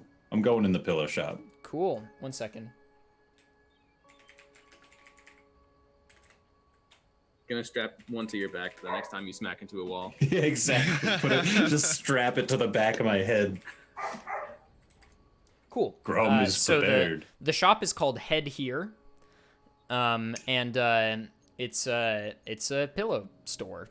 I walked in and I said, I followed the instructions. And the owner is this wise-looking elf. His name is Talitin. And Talitin walks up to you and he says, welcome guests, excellent. And on the day of shops as well, what an honored occasion. It's it's the day of shops. It is. Do you not know about the day of shops? You're from out of town. We are. This is the first place we've stopped in. Excellent. Something about your store. Proud to be Your the shop. first. Well, I am right inside the gates, sort of beneficial sometimes, but when enemies come in, it's a detriment. That's what they say. Okay, so, the Day of Shops is a once-a-year occasion here in Tiber, and it is a day of commerce, and shops stay open late, taverns stay open even later. We do almost 24-hour business, and there are sales everywhere. What kind of sales? Well, you know, it's shop to shop, but here we've got a buy one get one free discount on How much for one? all pillows. Well, it depends on the grade of pillow you're looking for, because I make a lot of different, varieties of pillows. We've got your silk pillows. Ooh. We've got your spider-woven silk pillows. This is an ancient spider that wanders the woods, and we don't get the silk very often imported, but when we do, I make the pillows. Interesting. And those are the two big sellers. Okay. The spider-woven silk are 5 gold pieces a pillow, and our normal brand, the silk nice pillow, is 2 gold pieces. I see. Well, I had a question. If we sleep on one of these pillows, do we get anything like an extra hit point or something from the long rest? that's what I was thinking. I wanted to get the spider-woven pillow and sleep on it so I could get a long rest for a short rest. Yeah, the spider-woven specifically, if you sleep on it, not like a rest, like if you sleep on the pillow, so not just like sitting still and like relaxing or whatever, you awake with 1 bonus hit point. Hey, look at that. Well, I'll take 1 and buy 1 get 1. That's 2, right? Of the spiders. That's right. Oh, 2 of your finest spider silk pillows, please. And you know what they say about pillows? They weigh almost nothing. I'm sure they do say that. You're not. Oh, I thought you were pillow enthusiasts. I'm so sorry.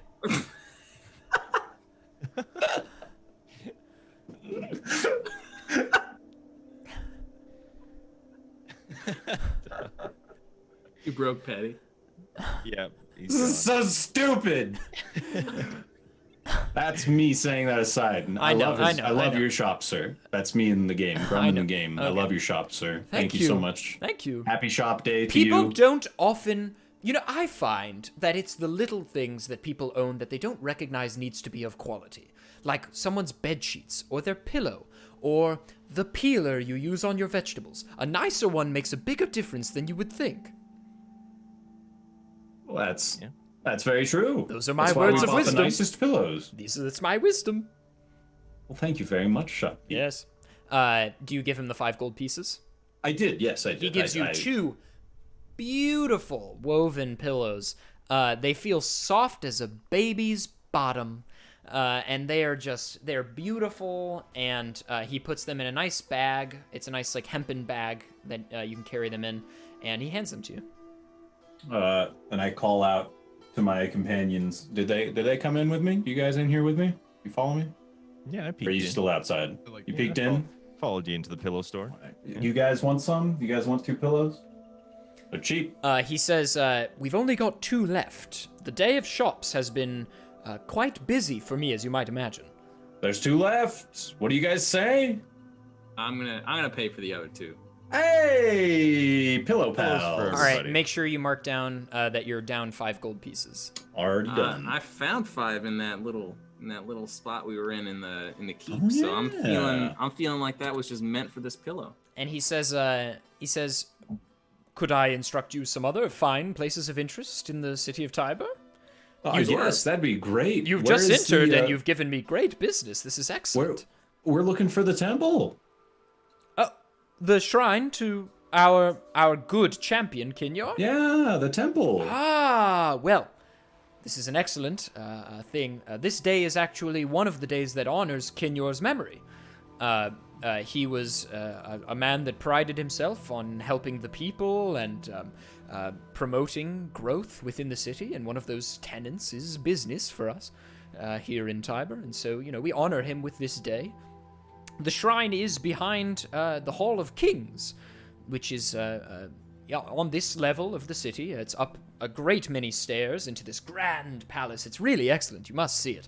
And behind that is the shrine, but unfortunately, no one enters without the king's explicit blessing. It's a magical thing that he imbues onto you, and it's from his royal blood, and you can enter. Can we just go see the king? I don't see why not. It's the day of shops, which means that the king must be willing to answer any qualms from the common folk, and I don't see why that doesn't include yourselves. It's quite late on the day of shops as well, so I imagine not that many people are in line right now. Sometimes people line up. Sometimes people line up just to get stuff signed. Guys, We have great we time. can go talk to the king. Then we must This make is great great. haste before he retires for the night, I would assume. Yes, well, his bedtime is soon, I assume. He's quite young. Oh, thank you so much for your help. We got to get going to talk to the king, though. How young? Oh, he's I may ask? 16. Really? Well, that is very young. Yes, our Lord Balyor, the great king. We've read the history books. We know that young kings often are not respected. So when his father, Tilayor, was terribly killed in battle many years ago, and Balyor took the throne at just 10, we knew it was our duty as his people to make the city ready for him when he was ready to be king. And so we respect him a lot. Well, that's We don't great. see much of him, but I assume he's busy. He must be busy. He's the king. Well, hopefully he's not too busy for us. I should Go. hope not. Well, if everyone is willing, then I would like to see this. My friends, good tidings and happy pillows. Along the way to the king, Bye. I would like to see if there's any weapon shops. Yes, there is a weapons shop. Now, the contents of this weapons shop, this armory as it were, I have not written out, and this kind of interaction is the kind of thing that I like to do off-game. So if you want to browse this shop's wares, we'll say that you do, but let's do this interaction explicitly after the adventure, and we'll say, what if you guys want to buy anything or whatever, and it will take me some time to do that, so we'll have to do that, before next session probably. Sounds We good. got to level up too, so it's not a big deal. Yeah, that'd be pretty good to. But yes, there is a weapon shop. I do not even know its name. I am so sorry. That's okay. The pillow shop was imaginative enough for Great. several shops worth. Yeah, you could call the weapons shop. So yeah, there you go. Oh gosh. We stop inside weapons shop to buy weapons. Cheers. maybe. You buy weapons from weapons shop owner. Thank you, owner. We're on our way again now. Cheers to you. Along the way, Horrible. you're on this, Oh. wooden path following the light, and you start to see in the distance this amazing wooden palace with open doors. It's an open, there's no doors, it's just a doorway. And it's this grand palace with 4 massive tree trunk logs as the main supports on the front, and then these nice, amazing sculptures running up the sides on the, the front of the building that are of Kinyor, probably, and other great elven warriors and craftsmen, and nice friezes on the top. It's a beautiful, very tall building, and you have to go up this. You're at the bottom of these elegant wooden steps, that there must be 100 of them, these wide steps that take you to the top, and they're very long. So it's kind of this like great spot where locals hang out and eat or drink. You know, they sit on the steps, and they can overlook the nightlife as they drink or eat. So you see, you know, couples here and there, and like maybe a dad and his kid sort of like playing catch, eating a sandwich, and it's just a great little hangout spot. I've sort of designed this city to be a place I want to be. Yeah, there you go, Patrick. Nice. Imagine it way more homely than that. Just like as much more homely as is physically possible. So that's more green. Yeah, exactly. Kind of getting some like Teldrassil vibes from World of Warcraft. I have not played WoW, but sure. It's sort of like the Ewok village, but way grander. Okay. So can we just... Sorry, go ahead.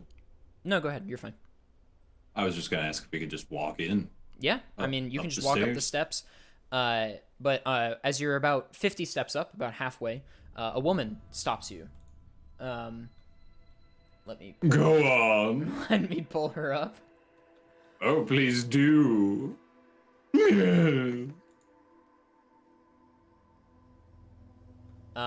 So actually, sorry, I misspoke the encounter.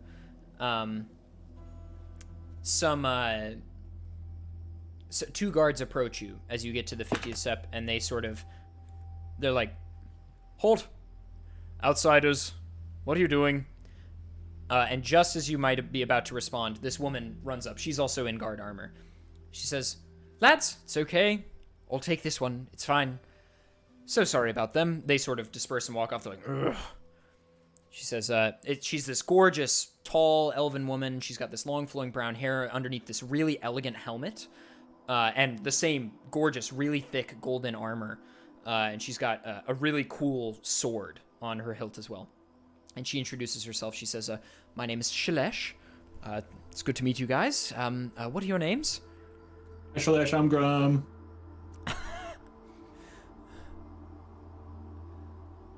Anyone else? I'm Lucius. Okay. Sorry, I was muted because my dog's being loud. I am Caius Aloja. And Gouger. Well, it's nice to meet you all. I assume you have business with the king. Yes, we would like to seek just a rather quick audience with your king. I can escort you there. I'm so sorry for their obstinance. We're, the woods aren't what they used to be, and Of course. they're definitely on high alert, but I don't see why 4 visitors who are carrying wares from what looks like head here, which is great, using the day of shops to its utmost, can't enjoy audience with the king. And no one's in there right now. He's getting bored. So let's get you up there. Awesome. Lead the way. So she leads you up. And as you enter, it's a grand hall with grand statues of elven kings of years yonder, and magnificent pillars and a tall ceiling and a great rumbling fire in the center. And let's get tavern music. And in the back, you see this great wooden, gold-encrusted throne with weaving branches that weave all the way up to the ceiling, and a grand seat in it, and it's empty currently. But next to it stands this elven man who looks not old, but late middle-aged. He looks very wise. And he's wearing just like a cloak, a very nice green cloak. Not like green hand green, just like a nice green cloak. And this very nice purple vestment. And he's carrying a book with like a ledger in it, and he's carrying a pen. And he's got these big round glasses. And he's standing next to the throne. And Shailesh takes you up, and he says, Shailesh, who might these people be? She says, these are my new honored friends, guests from out of town who are using the day of shops to shop at our local places. He says, that's excellent. We love head here. Great place. He says, I sleep on a head here pillow every night, never had a bad wink in my life. Awesome. Great news.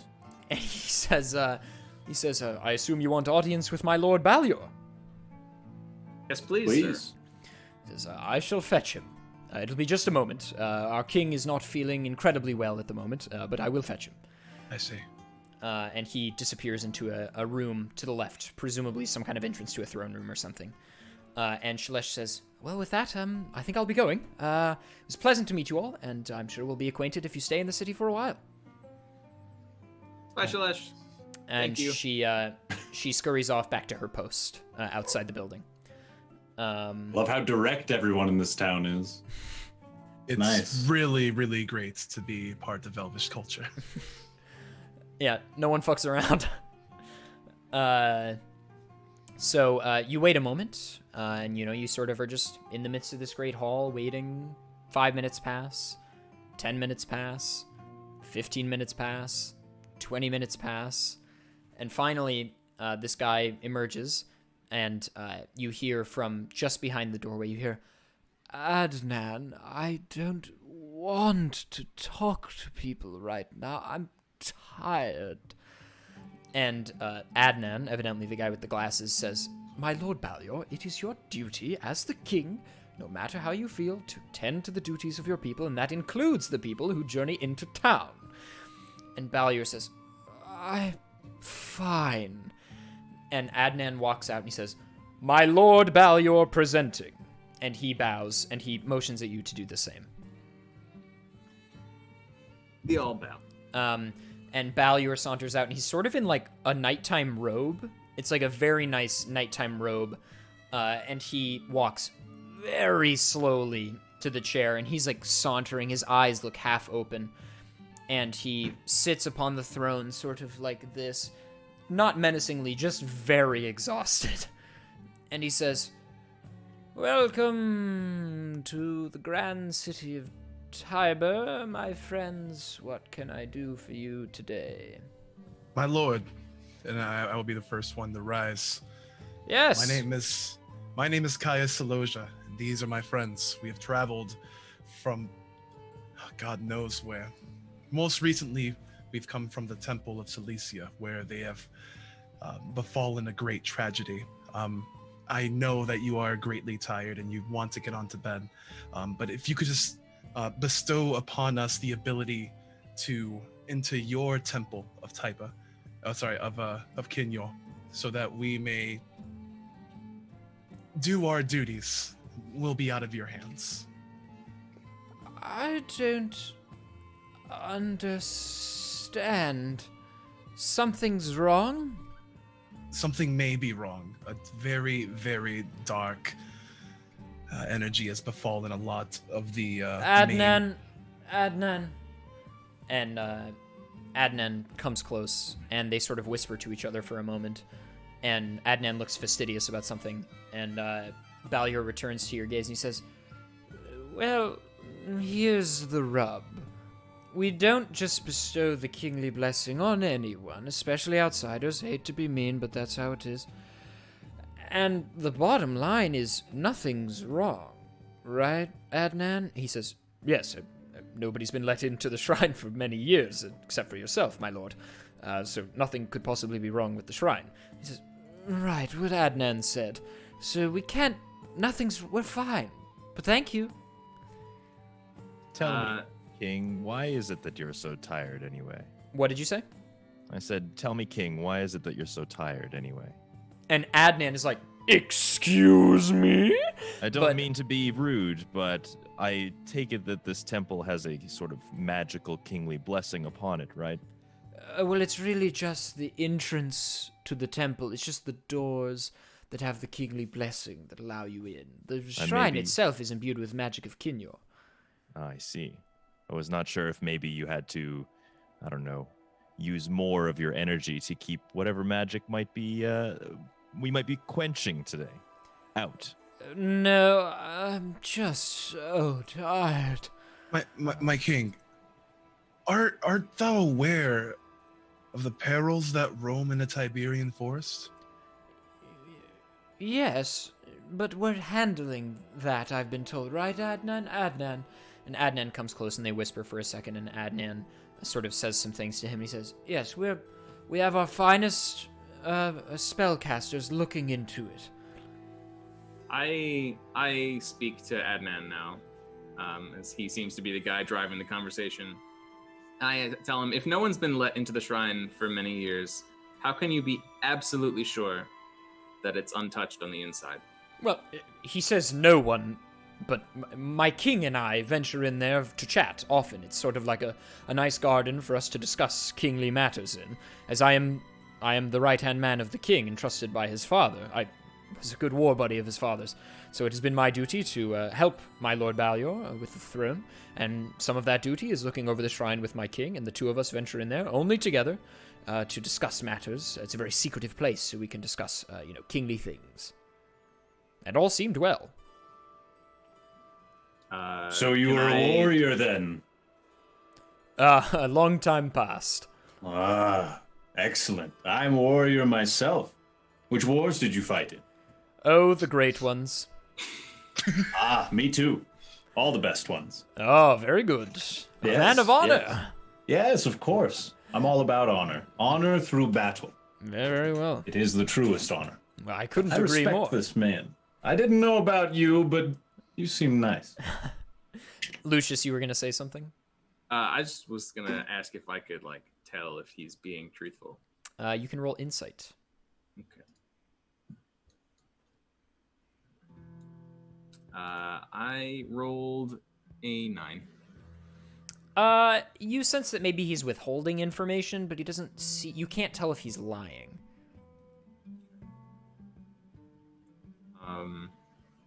But he's the right hand man of the king, so he probably rightfully is withholding information.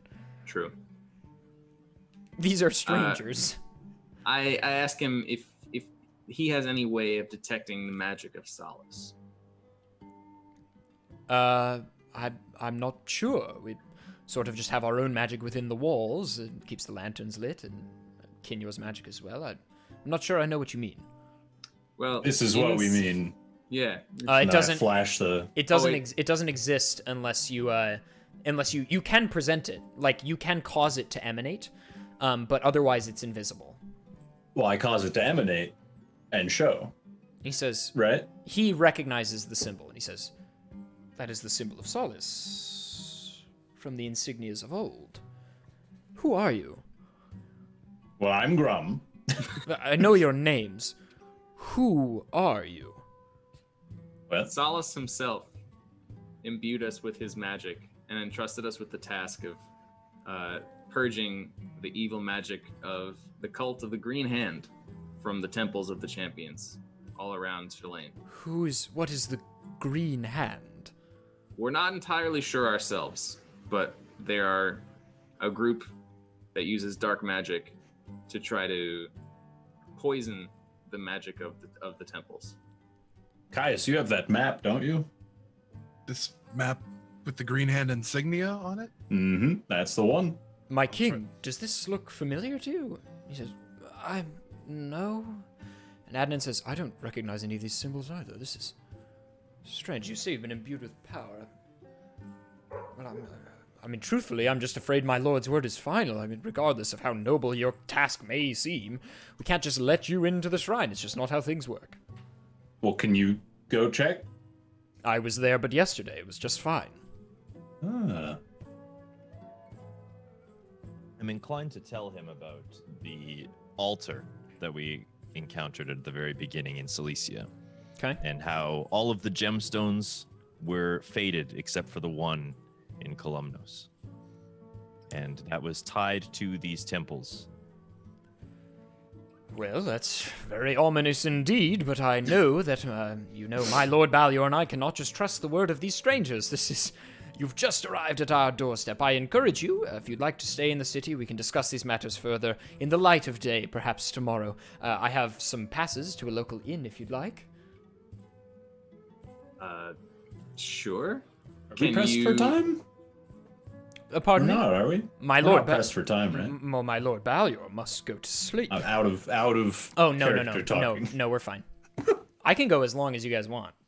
I have an endpoint, but... No, I mean,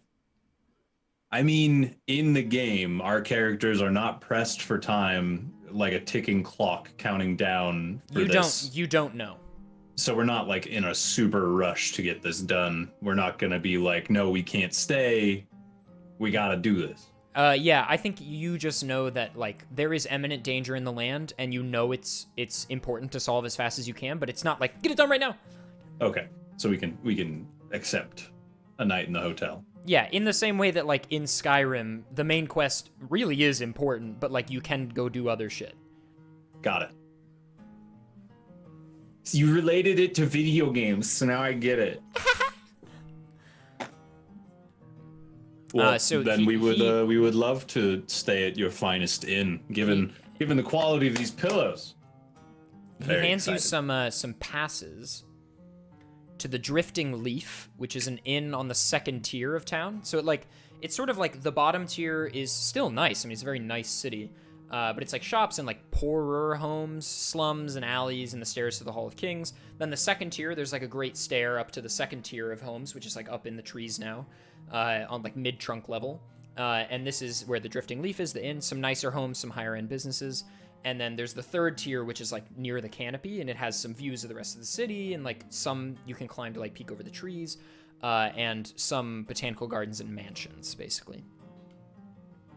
And the Drifting Leaf is on the second tier.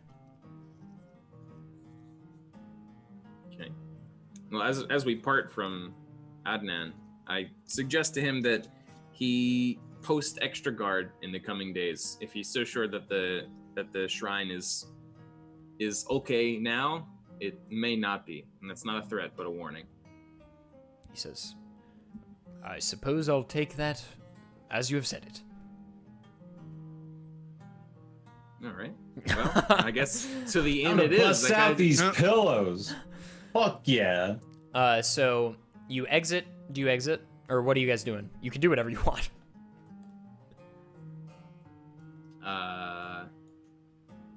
I would like to. The shrine is behind the king's palace. Yeah. Ish. Yeah. Can we go On the way look at out, the door? Are we like? Yeah. It's right behind the throne. So you're looking at it. Does okay. anything look out of the ordinary that we might notice? Not really. The king's magic you can sort of feel emanating off of it feels normal.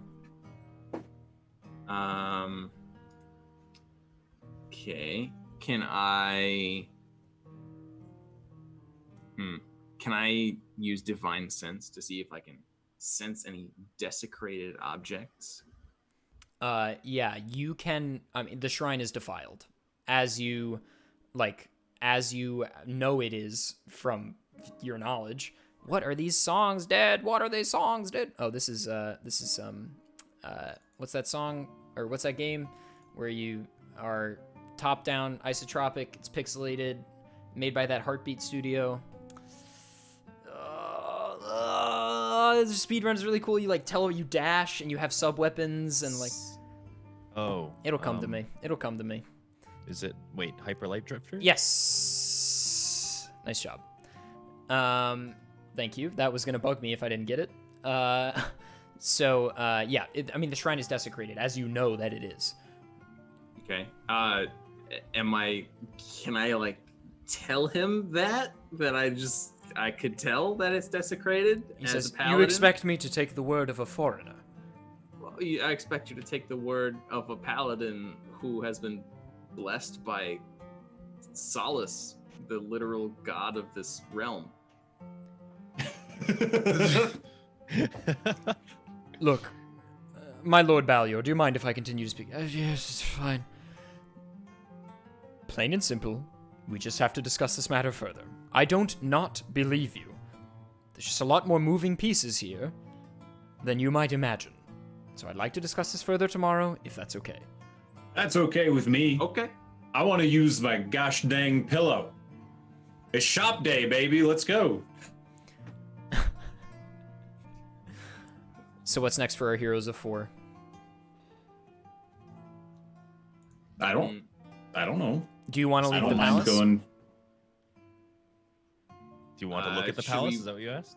Do you want to leave the palace? Oh, leave it. Yeah. I would like to check out the canopy with all of the mansions and stuff. Sick, you certainly can. See if there's Sounds something good. good going on up there. So as you exit the palace, sort of like, what the hell just happened? Like, why is he not what is going on? You are instantly greeted by a call from sort of a guy sitting on one of the steps with his head in his arm like this, a few steps down from the main hall. And he says, "Oh, you lot! Come here then, lads! Yeah, you, I'm talking to you. Come over here." It's this sort of a half-elf who looks kind of jovial, but not, like, he can battle. Like, he looks like he's seen a few battles. Okay, well, I approach. He says, "You talk to Adnan in there, eh?" Yeah? He ain't letting anyone do what they want, eh? Not letting anyone go where they want these days, huh? Where were you trying to go? Well, hard for a sellsword like myself to get a job, isn't it? Go into the king's chambers, say something like, "I can fight, I'm strong, I'm half elf, I got all this money and these swords, I can fight," right? He say, "We don't need you." I say, "I think you do. Something's up with this place. Woods are fucked. What's going on there, eh?" He says, "Our best spellcasters are at the beckoning." I say, "Fuck off then, mate." So I walk out. I sit here, that wasn't but half an hour ago. You come out, here you are. Isn't it? It's fucked up. Well, what's wrong with the woods that you're looking to join in the fight? Well, I'm a half-elf. I think I could do myself some good, you know? I've done enough battles to get myself enough money to live a lavish lifestyle. But I still need to work for penny. I'm not going to do it for free. So I'm thinking, all right, I'll go to a town where my mother's from. You know, it's my sort of like my homeland by extension. I'll go there, you know, sort of get rid of the evil that's in the woods. And then I sort of feel good about myself because I've done some unsightly stuff in my life, obviously. And also make a little coin on the side. And you were expecting the king to pay you for the coin. Well, Or yeah. to pay you for the service. I'm a renowned sellsword, huh? Oh, sorry. My name's Luck. Luck. Luck. Luck. Like what you have when you're gambling. Have I? I'm asking you as a DM. Have Yeah. I heard of this sellsword as a sellsword myself? You have. I have. He's kind of famous in Tarwain, actually. Gouger, you've also heard of him. Yes. He's sort of renowned for getting jobs done quickly, but being really difficult to work with. So, like, people pay him because he's top of the line and gets shit done. But, like, the negotiating phase, people describe as, quote, miserable, end quote. Well, I say that I recognize him, and I don't like a lot of people, but I've heard of his work, and I gotta say I'm a fan Do you hear of his work. Do you hear about my little gig down with the Kraken? Hear about that? The Kraken? No, that's a new one. Yeah, I was down Enlighten there. us. 6-10 months ago, something in that range. I'm down in the southeast, right? I'm down the southeast of Shalane. I see this big old guy. He's this bumbling guy. You know he's got money on him. You know the type. He's got money around him. I say, "Well, what's going on then, mate? I got work to do. You want to hire me?" He says, "Well, who are you?" I show him my stuff. Some skeletons show up. I kill them. Pretty fortuitous for me. So then I go over, you know, I'm sinking into Australian on accident here. And I say, This is a spoon. yeah. I say, you know, "What's going on?" And he says, "I've got this Kraken killing, you know, younglings in my pools at the, you know, the rivers and waves and oceans and seas by my house." And I said, "I could take care of that. Fucking by myself, fucking kill the goddamn Kraken. I'm not some fucking chump." And pretty much the sickest thing I've ever done, gonna be honest. So yeah. Anyway, enough about me, right? Wow. If you want, if from sellsword to sellsword, you are Grum, are you not? I am Grum. You've heard of me. Oh, you're a fucked up mate, huh? You yes, bashing, I am. bashing people's heads in and all, yeah. It's Oh, what I do. It's what I love. Yeah, I hear that you get hurt a lot, but like you get the job done. I keep coming back swinging, baby. Yeah, you got lots of cuts and stuff. Not very efficient, but very good. He likes to run into walls. Yeah, One day so I'll beat the wall. One day. one day, mate, that's what we like. For me, it's a dragon. I hope to get a dragon one day. hoping for a dragon to come my way. I was hoping maybe this time, I'm always sort of in the back of my mind, like, I'm like maybe this is the one, you know what I mean? Like, maybe this is the one, but there's going to be like a dragon at the end of it. I'm going to be able to slay a dragon then. Women and riches, my man.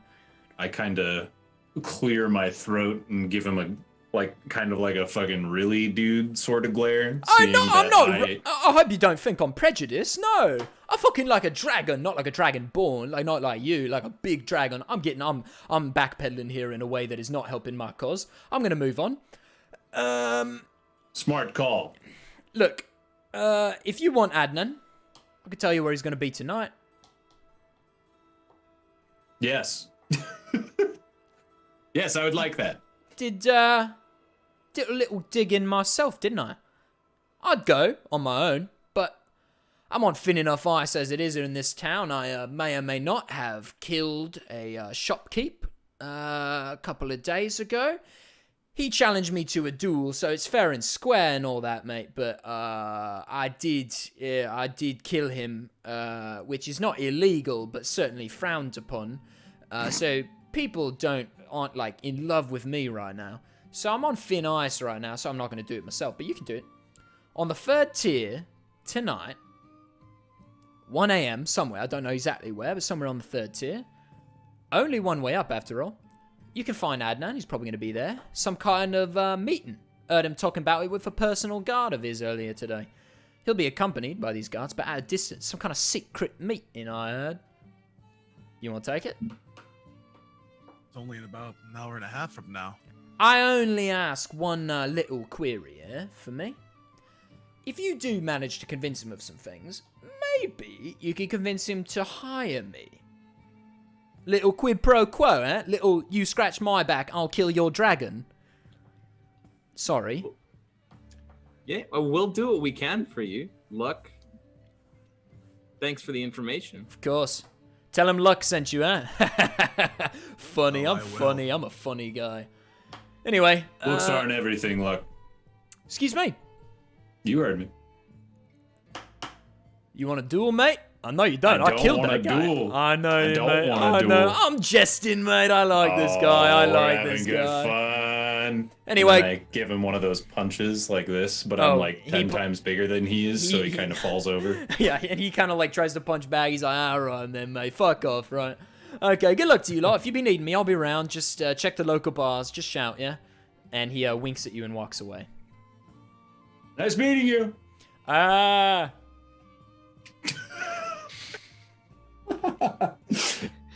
Well, he did say there's only one way up to the 3rd tier, so maybe we could hang out there and watch out for when Adnan is going to pass by. Yeah, sure. All these passes that he's given us, I'm not really all that tired. So let's. Yeah, you guys already took your long rest. You Yeah, slept for totally. 8 hours in Wait. the middle of the goddamn day. Who are these people? Patrick and Dangers? Yes. Yeah, honestly, yes. The sun's coming out. I'm tired. It's like an alarm in a way, you know? It's, oh, the sun's coming up. Must be bedtime. Right. So you are, oh God, it's like my favorite accent to do. It's so much fun. So you're able to, you can make it up to the 3rd tier if you'd like. You continue exploring. I don't really have a lot more of the shops written down, to be quite frank. I don't have a lot more of this town written down yet because I was a little bit scrambled today. But there will be more to this town next time. But you can definitely go up to the 3rd tier if you'd like. I'm down to streamline it. I'm getting physically antsy. Sure. I'm very hungry too. Sorry, bud. No, we're good. Yeah. No, don't apologize. I'm having fun. I'm sorry. I don't need to look at another shop. I already have a pillow. That is all you need. What does a man need besides himself and his pillow? And a dream. Oh. That's it. That's it. 6 months for Bobby. 6 months. 6 months. Thanks. If it's any consolation, Bobby, I would assume for all of us but the married folk, it probably has been 6 months. Maybe even for the married folk. So, Adnan. So Adnan is gonna be at the 3rd tier at 1 a.m. He says. What is it right now? Like 12? It's like midnight. Okay. Stakeout. Stakeout time. Stakeout. Yo, I'm bringing the pillows. Let's go. Okay, so you can make it to the 3rd tier without much trouble. It really is pretty. The walk up to, I mean, you have time. You have an hour. The walk up to the 2nd tier, this gorgeous sort of like winding staircase up this tree trunk that brings you to the 2nd tier with nice houses and these beautiful encampments. And the nice, lanterns, and then you go up a 3rd tier. The air is starting to get even a little bit thinner because it's so tall, but still this really warm feeling. And the 3rd, tier is this big grand staircase instead of a winding one that leads right up to this wooden, platform that then splits off into paths to more of the 3rd tier.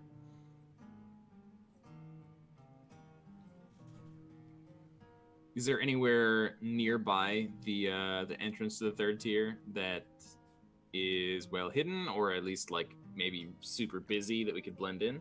There is, just past the entrance, one of the paths that splits off to the right, there are is dense leaves and shrubbery on this like if you imagine the tree trunk comes up through the center of this platform, right? And the wood goes around the platform. But where the tree trunk is, the platform is flush against it. So you can thickly, there's places to stand off the platform, though obviously people don't typically stand there because it's literally off the path. But you could stand there and there's some leaves coming off of tiny branches and some bushes planted off the tree and some soil there. So you could hide within those bushes. You could also, reasonably, the tree is huge, but it's bark. You could climb it.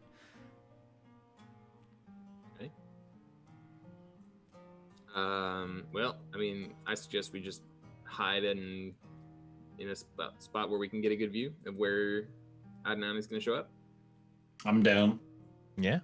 I ain't climbing no tree. You guys are able to hide with no problem. And you're very concealed. Is there anything you'd like to do in the next hour, or you just want to wait? I'm gonna whip out that pillow and take a nap. Bro, now it's Celeste Celeste. music. What the heck? I'm gonna go here. I would like to remove my armor in case. Hey. In Oh, case by I the need to way, be stealthy. there will be armor you can buy at this battlement shop as well. Ooh, great! My armor's already really solid. Yeah, but maybe you can there's- get stealthy armor, maybe. Yeah, that would be great if I could maintain my armor class without losing my stealth. I'd like to not be hit by everything. Fair. So yeah, you guys are hidden, and at 12:55, 12:56, you see Adnan sort of starting to stroll up the stairs, and he's sort of looking around, and you can see down the stairs a ways there are 2 guards that are following him at a great distance. And he goes off to the left, and then after a moment his guards follow him off to the left, and he's off the path. So he turned left, but from where you're facing, it's the path to the right. How far away are these guards following? The guards are 30 feet behind him. You can still clearly see both of them. Is there a parallel path, sort of? There is. It sort of winds off a little bit. You can't see the end of it, so it might turn. But there's a path that splits off, and it looks similar, and there's some little gaps in between the tree branches you can see in. Okay. Well, I am going to start to slip down that path.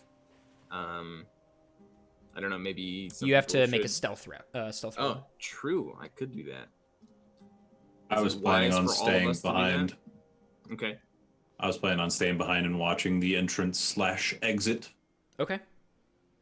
My stealth roll is no longer on disadvantage. However, I rolled a 1. Tough. So you roll a 1, and the guards immediately turn to you, and one of them walks over to you, and he says, not super suspiciously, he's quite late at night for a out-of-town visitor to be on the 3rd tier. Well, I'm out of town. I'm trying to take in the sights. Third tier is the most beautiful place to be. It's beautiful, though I do recommend you don't take the path that leads directly to the mansions of the third tier. Is it just one guard that's addressing him? Yeah, the other one is still following. Everyone else is still hidden? Yes. Okay. Caius has not told me what he wants to do yet, neither has Gouger. So presumably they haven't left yet. Yeah, I wasn't following. Okay, Gouger. Sorry, yeah, go ahead, Caius. I'm still there. Yeah. Yeah. Longbow. What was the last thing he just said? You're gonna shoot this guy?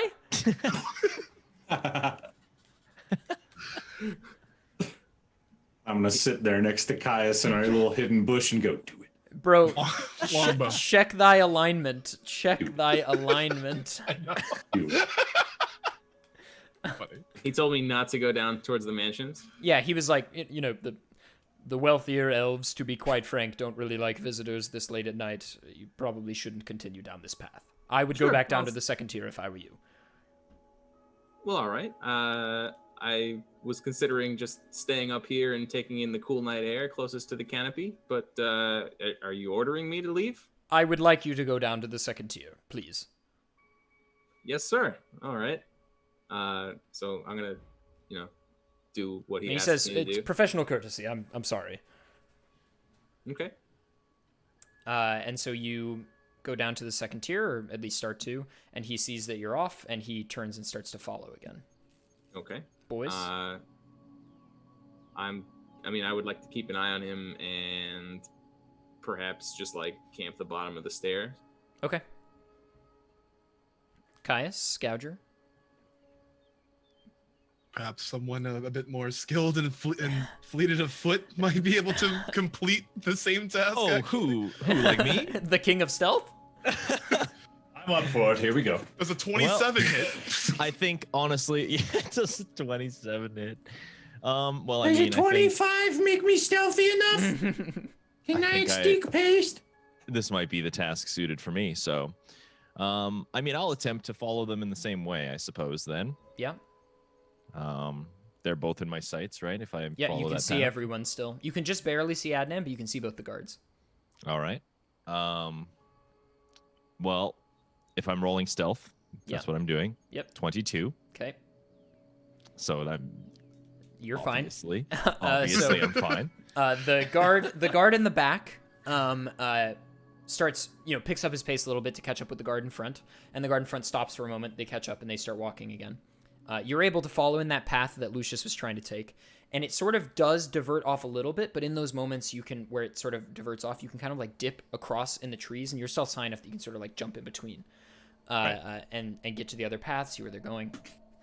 And after a while, like 10 minutes, you're deep into the third tier. Like you're sort of in like what you gather to be like the botanical gardens area I mentioned earlier. There's sort of like great flowers and fountains about, and the guards stop and post up and turn around at a certain point. And you're able, you can see the guards, and then to the right of them is sort of a series of long gardens and like taller bushes. And then somewhere in the distance, Adnan is doing something. Can I see him? You cannot see him, but you know where the direction he went, because there's only one. Where they're standing, there's then like a ring around a fountain, and then one path. Right. So clearly he's off that path somewhere. Obviously went that way. Now, observing around, is there any way that I could sneak past these guards? You can probably go in through the bushes in the thicket, maybe. And you could also climb and try to go above, maybe through the branches and the trees. Though that would What require about more frame rolls. perfect side hops just straight through their vision? Oh yeah, well frame yeah. Yeah. If you don't contact the ground for more than one frame, then you can't get seen. Yes. Yeah. I was gonna go for like a roll cancel, an instant roll cancel through the bushes or something. Okay, so that could also work. Now the benefit, I will say, the benefit of this is that this game is running at 24 frames per second. So frame perfect like real inputs. life. Frame perfect inputs are like baby shit. Yeah, that's easy for me. Yeah. I play 60 FPS games, so Yeah. Let's go, dude. Hey, Caius, while we're in this bush, you want to play rock, paper, scissors? Oh, you totally can. Wait. Scissors. Rock. Fuck. All right. Dumb Grum, dude. right. So yeah, gotcha. Hey, I saw that. A little late, but I saw it. Oh. You don't even know what that is. Just because I don't speak Elvish. All right, Gouger, what's your play, homie? Sneaking through. Okay, so if I go over the top, you were going to tell me I had to do something. Yeah, you're probably going to have to roll athletics. Athletics. If I go through the bush, what's the... You'll have to do roll another there? stealth roll. Okay, let's do that one then. Okay. I'm sorry. 17. Yeah, that works. You're able to make it through the bushes just fine. You sort of slide, and where the thicket looks dense and it might crack, you're able to like dip underneath. You don't get bruised by any like rose thorns or anything. And I'm not making any noise. No, you're like completely silent. Perfect. Spin, throw, roll, cancel, first try. Excellent. Let's go, dude. Let's go do a PB for sure, dude. I saved 20 Maybe minutes. for sure, dude. All right, we got a donation from Adnan coming in. $20. Please stop following me. Weird, okay. Can we get a weird champ in the chat room? Can we get a weird champ? Also, don't forget to donate. That's You guys all. are Twitch Prime? That's all of us. That's a meme of all 5 of us. So yeah, you're able to emerge and sort of, walk past out the path. And I'm gonna try to find a really. Here we go. I feel like I'm on like a solid snake mission right now. I'm going for the very mysterious music. Really liking this like solo segment actually. Like this is great. So you sort of emerge, and you can see in the distance there's a part where there's a parse in the canopy of the trees, and the moonlight is peeking through, and it's sort of shining onto this bridge, this really gorgeous bridge with these nice little curving handrails. It's pretty short. It's just going over this small stream that's running on the 3rd tier. It's really, really pretty. And you can see Adnan is there. And he's standing on the bridge, and the moonlight is casting a shadow on him, so you only see his silhouette. But you can tell that it's him. And he's standing very still. He looks like he's waiting for someone. And you're able to sort of duck, and you're in the bushes a little bit, but you can see just fine. And if you'd have followed along the path that, curves around and then goes to the left onto the bridge, maybe 30 feet. But you can see him. He's 25 feet away from you, and you can see his silhouette very clearly. Right. You wait a few minutes, and after 3 or 4 minutes or so, a woman appears. A very slender figure, but definitely wearing a cloak. A very, very flowing, very well garnished cloak that looks not so dissimilar to those that you've seen on higher up Green Hand officials. And you obviously can't hear anything they're saying, but the two of them speak to each other, and he seems very dejected. He's like, and she says. And he stops, and she seems to say something to him, and he cowers a little bit. And he says something, and she says something back, and he goes, and he clearly agrees to something. And she nods, and she walks away. And Adnan sort of sits on the bridge and just looks like he has no idea what to do. Does he appear to be like mumbling to himself, maybe having some sort of monologue? He's wrapped in thought, and he looks like he might burst into monologue at any second. Well, excellent. How about I sneak close enough to hear in on that monologue? Sure. Roll stealth one more time. 19. Yeah, that works. So you're able this is to just like cherry picking, dude.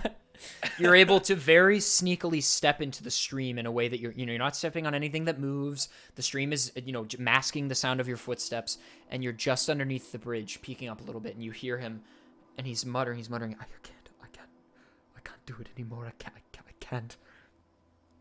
Ballior will die. He'll die. But those people, they could save us. They could really save us. No, she's too powerful. They can't. They'll die. I must continue. And he stands up and he sort of looks around a little bit and starts walking back on the path. Back towards the guards? Yeah. Okay. Well, this is some valuable information, I suppose.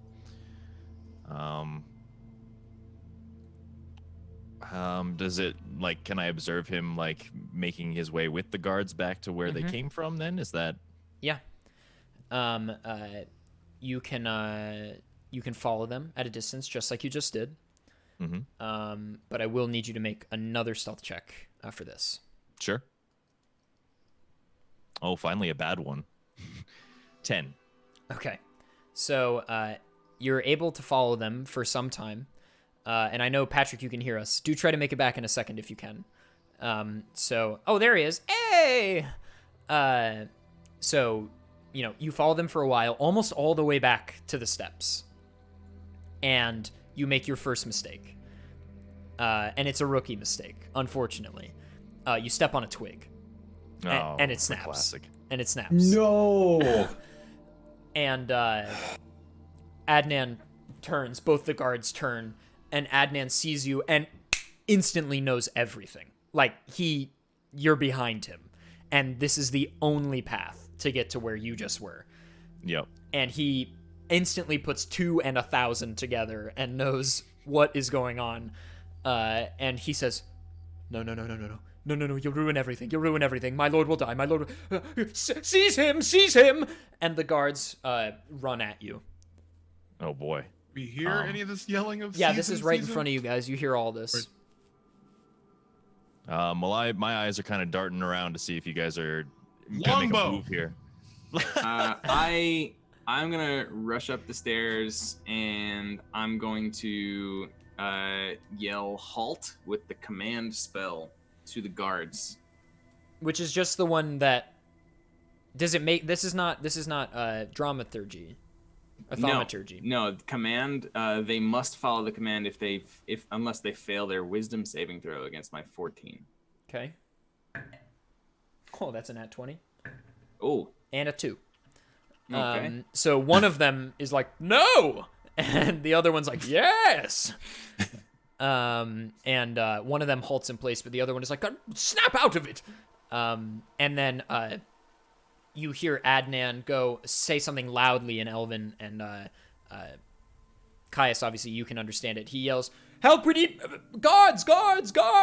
And just, you hear, boom, boom, boom, boom, boom, boom, boom, boom. And from the way where the mansions were, the path that you were originally taking, come like 20 guards. And then from another one of the paths comes like 15 more. And there are just like 40 guys converging on your location.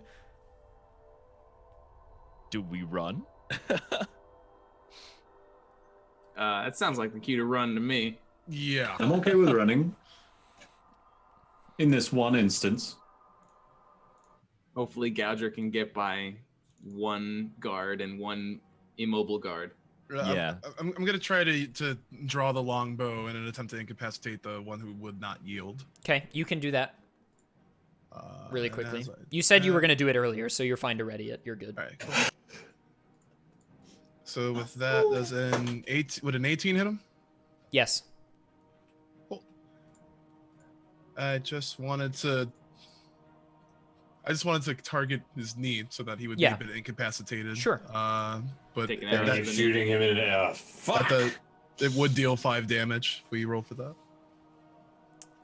Well, you said you already rolled to hit, right? You got an 18?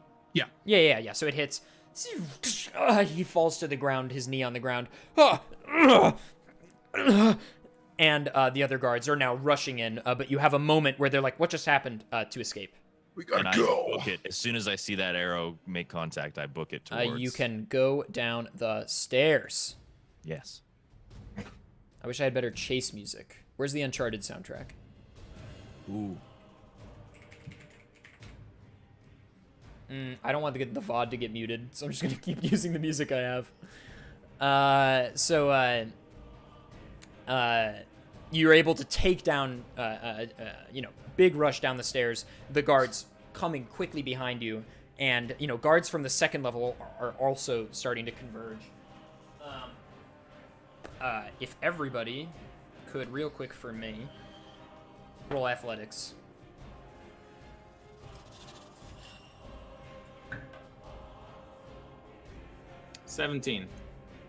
19. 13.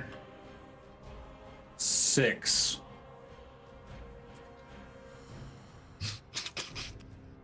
Okay. Wait, hold on. Yeah. I rolled a 1 as well. Yeah, it's fine. We'll take the 6. So No, I mean I rolled a 1, but the modifier makes it 6. So it's Right, like a yeah. crit fail. Yeah, but crit fails are like something I only do when it's going to be a good meme. Sometimes, but in this moment, I think you're okay. Okay. But you're definitely about to fall over. Am I gonna tumble down the stairs into a wall? So, on the second level, just before you reach it, the three of you, there's this guy pushing a cart with barrels and like ale on it, and the three of you are able to like leap, hurdle over the barrels, but Grum runs right into it, and Grum, you take No! 3 damage, Fuck! and ale goes all over you. You are covered in ale. But the pillows are okay. The pillows are okay. Good. That's good. They didn't really- get spilled on. The hempen sack is good. That's excellent news. And so you then are able to, you're on the second level now. You're sort of looking left and right, like where do we go?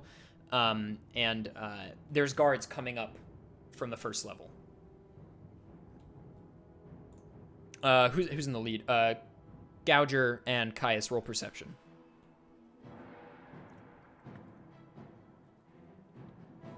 A6. 16. Okay. Gouger, you can see to the right that there's, it looks free and clear this way. You'll still be on the second level, but you look like you can make it out this way. I kind of motion for everybody like, quick, this way, go. And you're all able to dart into the right, and you're running like full speed. People, it's the day of shops. There's still people out. You're dodging through people. People are like, whoa! The classic like, oh, what's going on? And they're like sort of trying to get out of the way. And the guards are sort of filing in from like all directions. And consult the tomes. Everyone make a dexterity saving throw.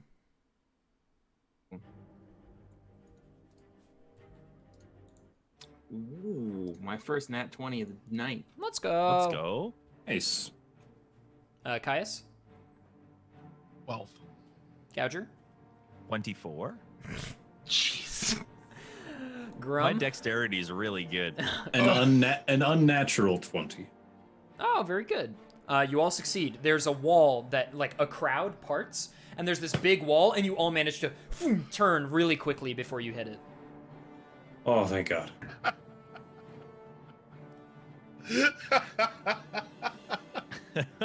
Whew. Scared me there. You scared me. Who put that wall there? So now, you see your path dead ends at this like building, and there are buildings around you. And everybody roll perception.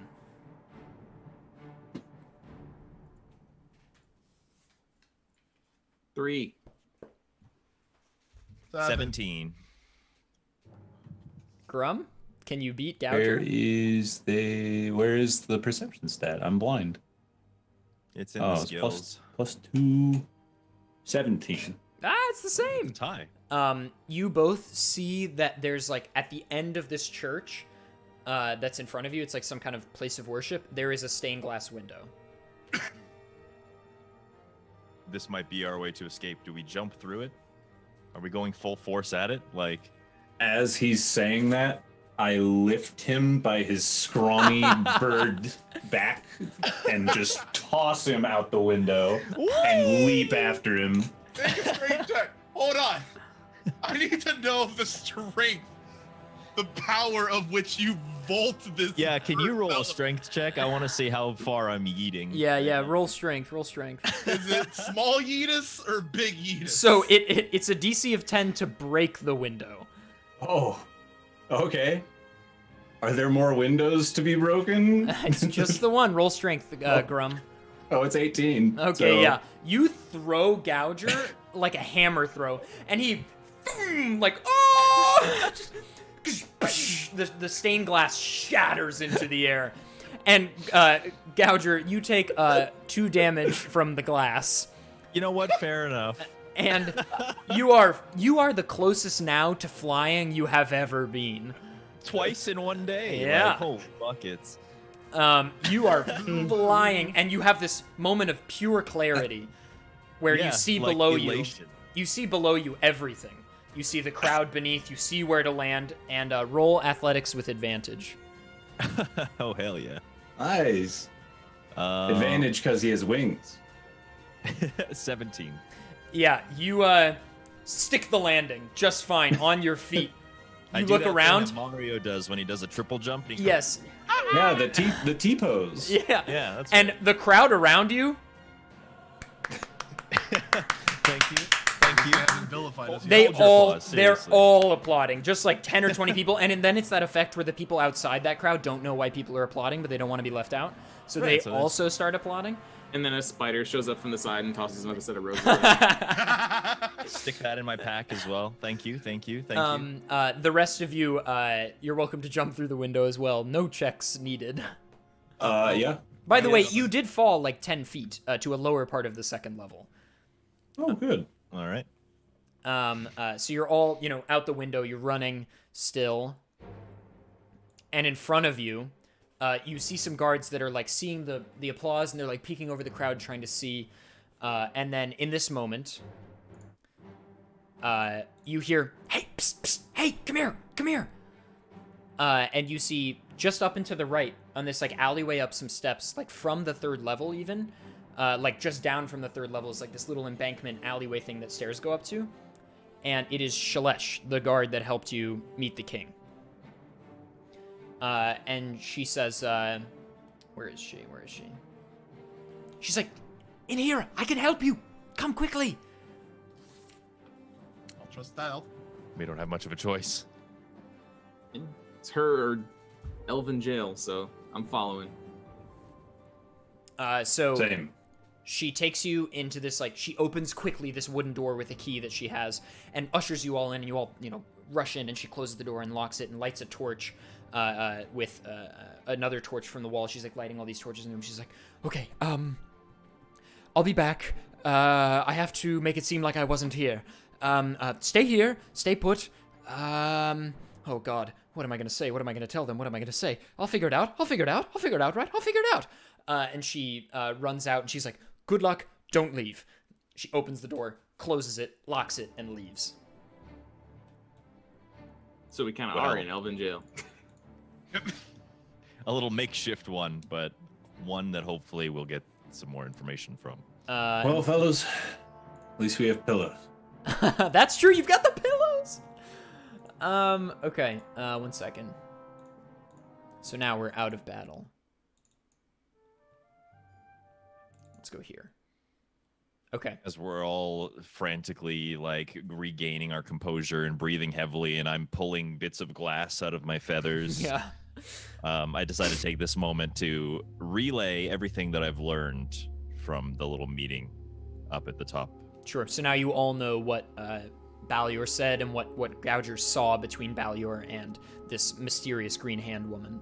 Yes, and it's still hard for me to really comprehend what deal was going on there, but there's definitely some sort of like Wait, under the Balior table. or the right hand man? Or sorry, Adnan. I'm so sorry. It Sorry. was I'm sorry for Adnan, cutting you yeah. No, you're good. Oh well, it wasn't me that you're cutting off. Yeah. But yeah, that it's still kind of hard to figure out what exactly is going on behind the scenes, but there's definitely something brewing. Any thoughts, Right. boys? I bet it's the lady helping us. What's the lady helping us? The green lady. Maybe. I don't know. It's the only woman I've seen in this whole place. Not true. Not true. I don't know. That's quite the it's quite the blow. Well, I feel a little deceived. Sounds like Adnan is being blackmailed by the Green Mhm. Hand into something into perverting his duties to the shrine and to the king.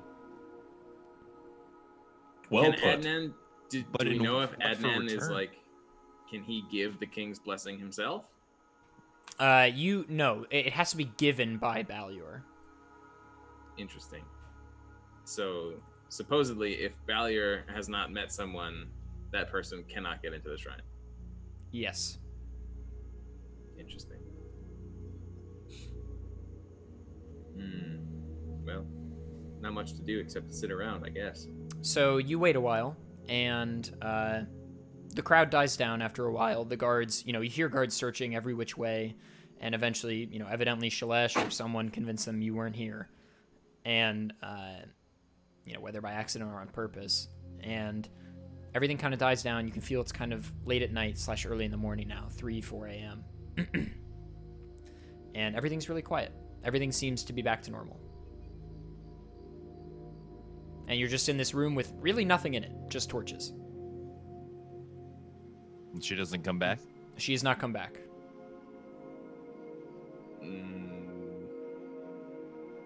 Do we just stick around, or do we What try time to is go it? find her? Like 4 a.m, he said? You can't really tell. It's somewhere between 3 and 4. Well, it's not like he's gonna want to meet us for that morning audience now. And we do have these pillows. Maybe, it sounds like the king's life is in imminent danger. We should warn someone trustworthy.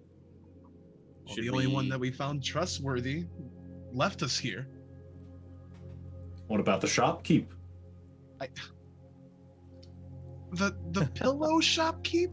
Yes, he was trustworthy. What is he gonna do though?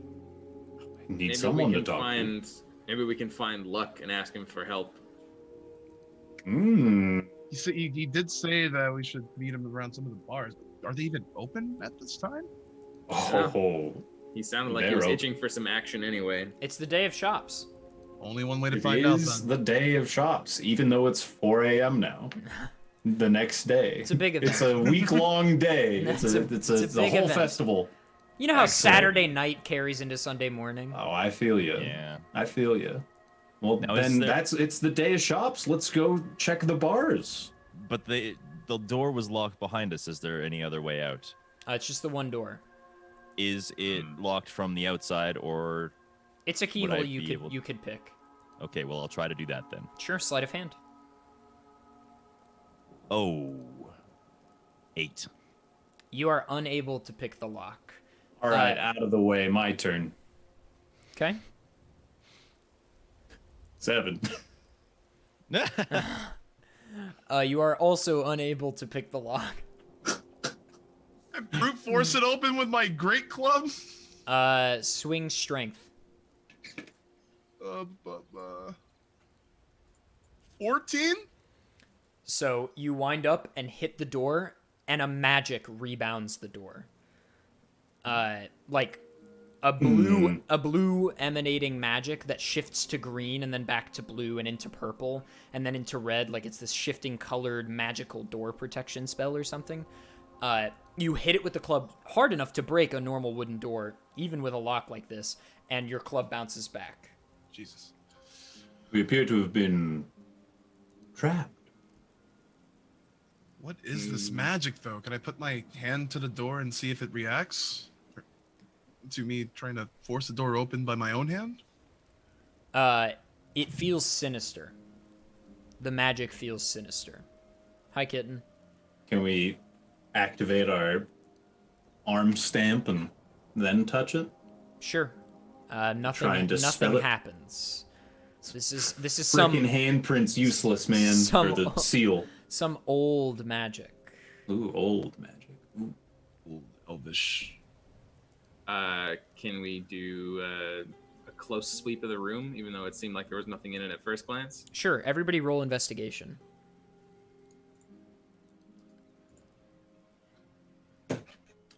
Yes, Grum? Great fail. 11. Oh, I'm for sorry, me. buddy. What'd you get? 11. Okay. How do you crit fail investigating? You. It's been a long Get day. distracted. Yeah. Gouger, 9. Caius. 11. Okay. Caius, you are looking around the room, and you start to notice maybe some interesting specks of dust. The rest of you find similarly interesting specks of dust and other various normal things. And as the four of you are sort of scrounging around the room for like 10, 15 minutes looking for anything to get through this door, the door suddenly, the magic bursts off the door, and you see the door just get... The door flies off the hinges into the ground, and leaning against the doorpost... You mates got right fucked, huh? You need me to save you? This is fucked, mate. Alright, come on then. Wait, how were you able to dispel the old... This is old magic, mate. It's the only shit I know, mate. I saw you lot. Luck. Let's follow him. I felt like Yes. you mates, I hadn't seen you in a while, and I really did think you'd need my help. So when you didn't come a-calling, I did the search, right? I used my old magic. Felt this old magic, thought, well, that's odd, isn't it? Fucking old magic on a door in the middle of the second tier, that's weird. So I went in here, found you lot. That's good, mate, isn't it?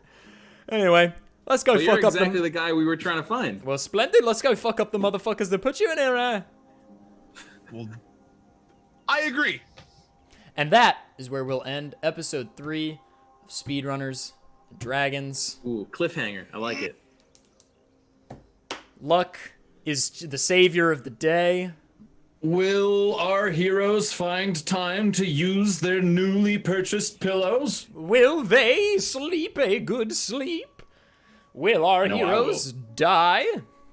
Maybe. Cheers. Well, gang, thank you, as always. It's plug time. Let's plug our shit. Don't leave. We're plugging stuff. We're plugging our stuff. Danny? Yeah, sure. So I'm doing OOT speedruns as usual. I actually just took down the any percent world record a couple days ago. Super fun. So I'm going to be moving on to Glitchless to try to retake a record that I did have for a long time. Glitchless is a sick category. You should follow Really Dan. You're an animal. You're an animal. Thank you. You're a Danimal. Ha ha ha. Patrick? I would like to plug my hair. Okay. Get Nice. it? Haha. I'm playing a game called... God, what is the name of it? It's like Monster Expedition or something like that. Let me... Oh, the pull up puzzle Steam. game? Yeah, a Monsters Expedition through Puzzling Exhibitions. It looks really good. You play as a black egg with arms and legs and a backpack, and you push logs to solve puzzles. It's That is really the cute. entire game. It's a cute Fall puzzle game. Guys, but puzzles. Yeah. Dangers? My channel lately, I mean, I do Super Mario Odyssey speedruns, but I've been on a bit of a Fall Guys kick, speaking of which. So there's been a lot of that kind of content lately. Been getting into a lot of competitions and stuff for that. So Nice. that's kind of my deal right now. Dangers, But how there many is how many Mario wins do you have? How many wins do you have? Let's find out here. Just- It's like 430. Yeah. Jesus. Insane. few. Insane. Insane. Bobby? Well, a couple of things. Actually, this Thursday, AGDQ 2021 online submissions open, so I've been Hey. sprucing up all of my games for that. Mainly just going for Bloodstained and Castlevania, Rondo of Blood and Bloodlines top times. This Friday is going to be the second iteration of Super Boss Brothers, which Yo. boy adef was just on and actually was our first super boss, so you're actually going to be seeing him at the season finale, Super Boss Brothers All Stars. But we got 2 new competitors, 7 all new games, and we implore you to come watch if you guys like game shows. Super Boss Bros is a lot of fun. Being on it was an absolute blast. I guess I'll plug stuff. I am grinding Breath of the Wild all dungeons. My goal is to get a super solid time. It's a really chill, fun category that's around 2 to 3 hours long that I've been really enjoying. The movement is so interesting. So stick around my channel if you like stuff like that. I'm gonna be properly, I guess I'll announce it here. I think this month and next month I'm doing like proper partner push starting. Yeah. Probably next week. Let's go. Because I think that is going to be something that's big for this show as well. We can maybe get front page. We can maybe like get the show going places. But yeah, so I'm going to need a lot of support over the next couple of weeks. And I always hate asking for stuff like that, but I will need gamers to pop around, follow, chat, hang out. If you can have the stream open when you're doing other shit, that would be dope. But yeah, so I think that's going to be my goal for the next coming months. I'm going to have an official schedule. I'll tweet out an official schedule and put it in my Discord probably later this week. So don't miss that. Patrick's upside down. But yeah, so please enjoy that. And if you want to see older episodes or this episode, if you missed any of it, it'll be on YouTube soon, probably by tomorrow. And I think that's it for us. Maybe anybody else? Oh, Patrick, your joke? Yeah. Oh yeah, I have to have a joke. Let's see here. Ooh, what's a good one? Let's see. I'm consulting my on-the-spot joke catalog right now. Yeah, of course. We all have one. Yeah. I guess I can just go with an old classic. Why do gorillas have big nostrils? I don't know. Why? Because they have big fingers. Hey, it wasn't a sex joke. I'm proud of you. And with that, gamers, that's going to be... I haven't had a sex joke in over 6 months. Jesus fucking Christ, Patty! Cheers. Well, gamers, with that, I think no better place to sign off. I'll ask the boys again to stick around. Stick around for just a second in the Zoom call. Bam! That was great! Yes! Thank you for watching, everyone. Please take care. Have a nice night, and we'll see you around. Cheers. Bye!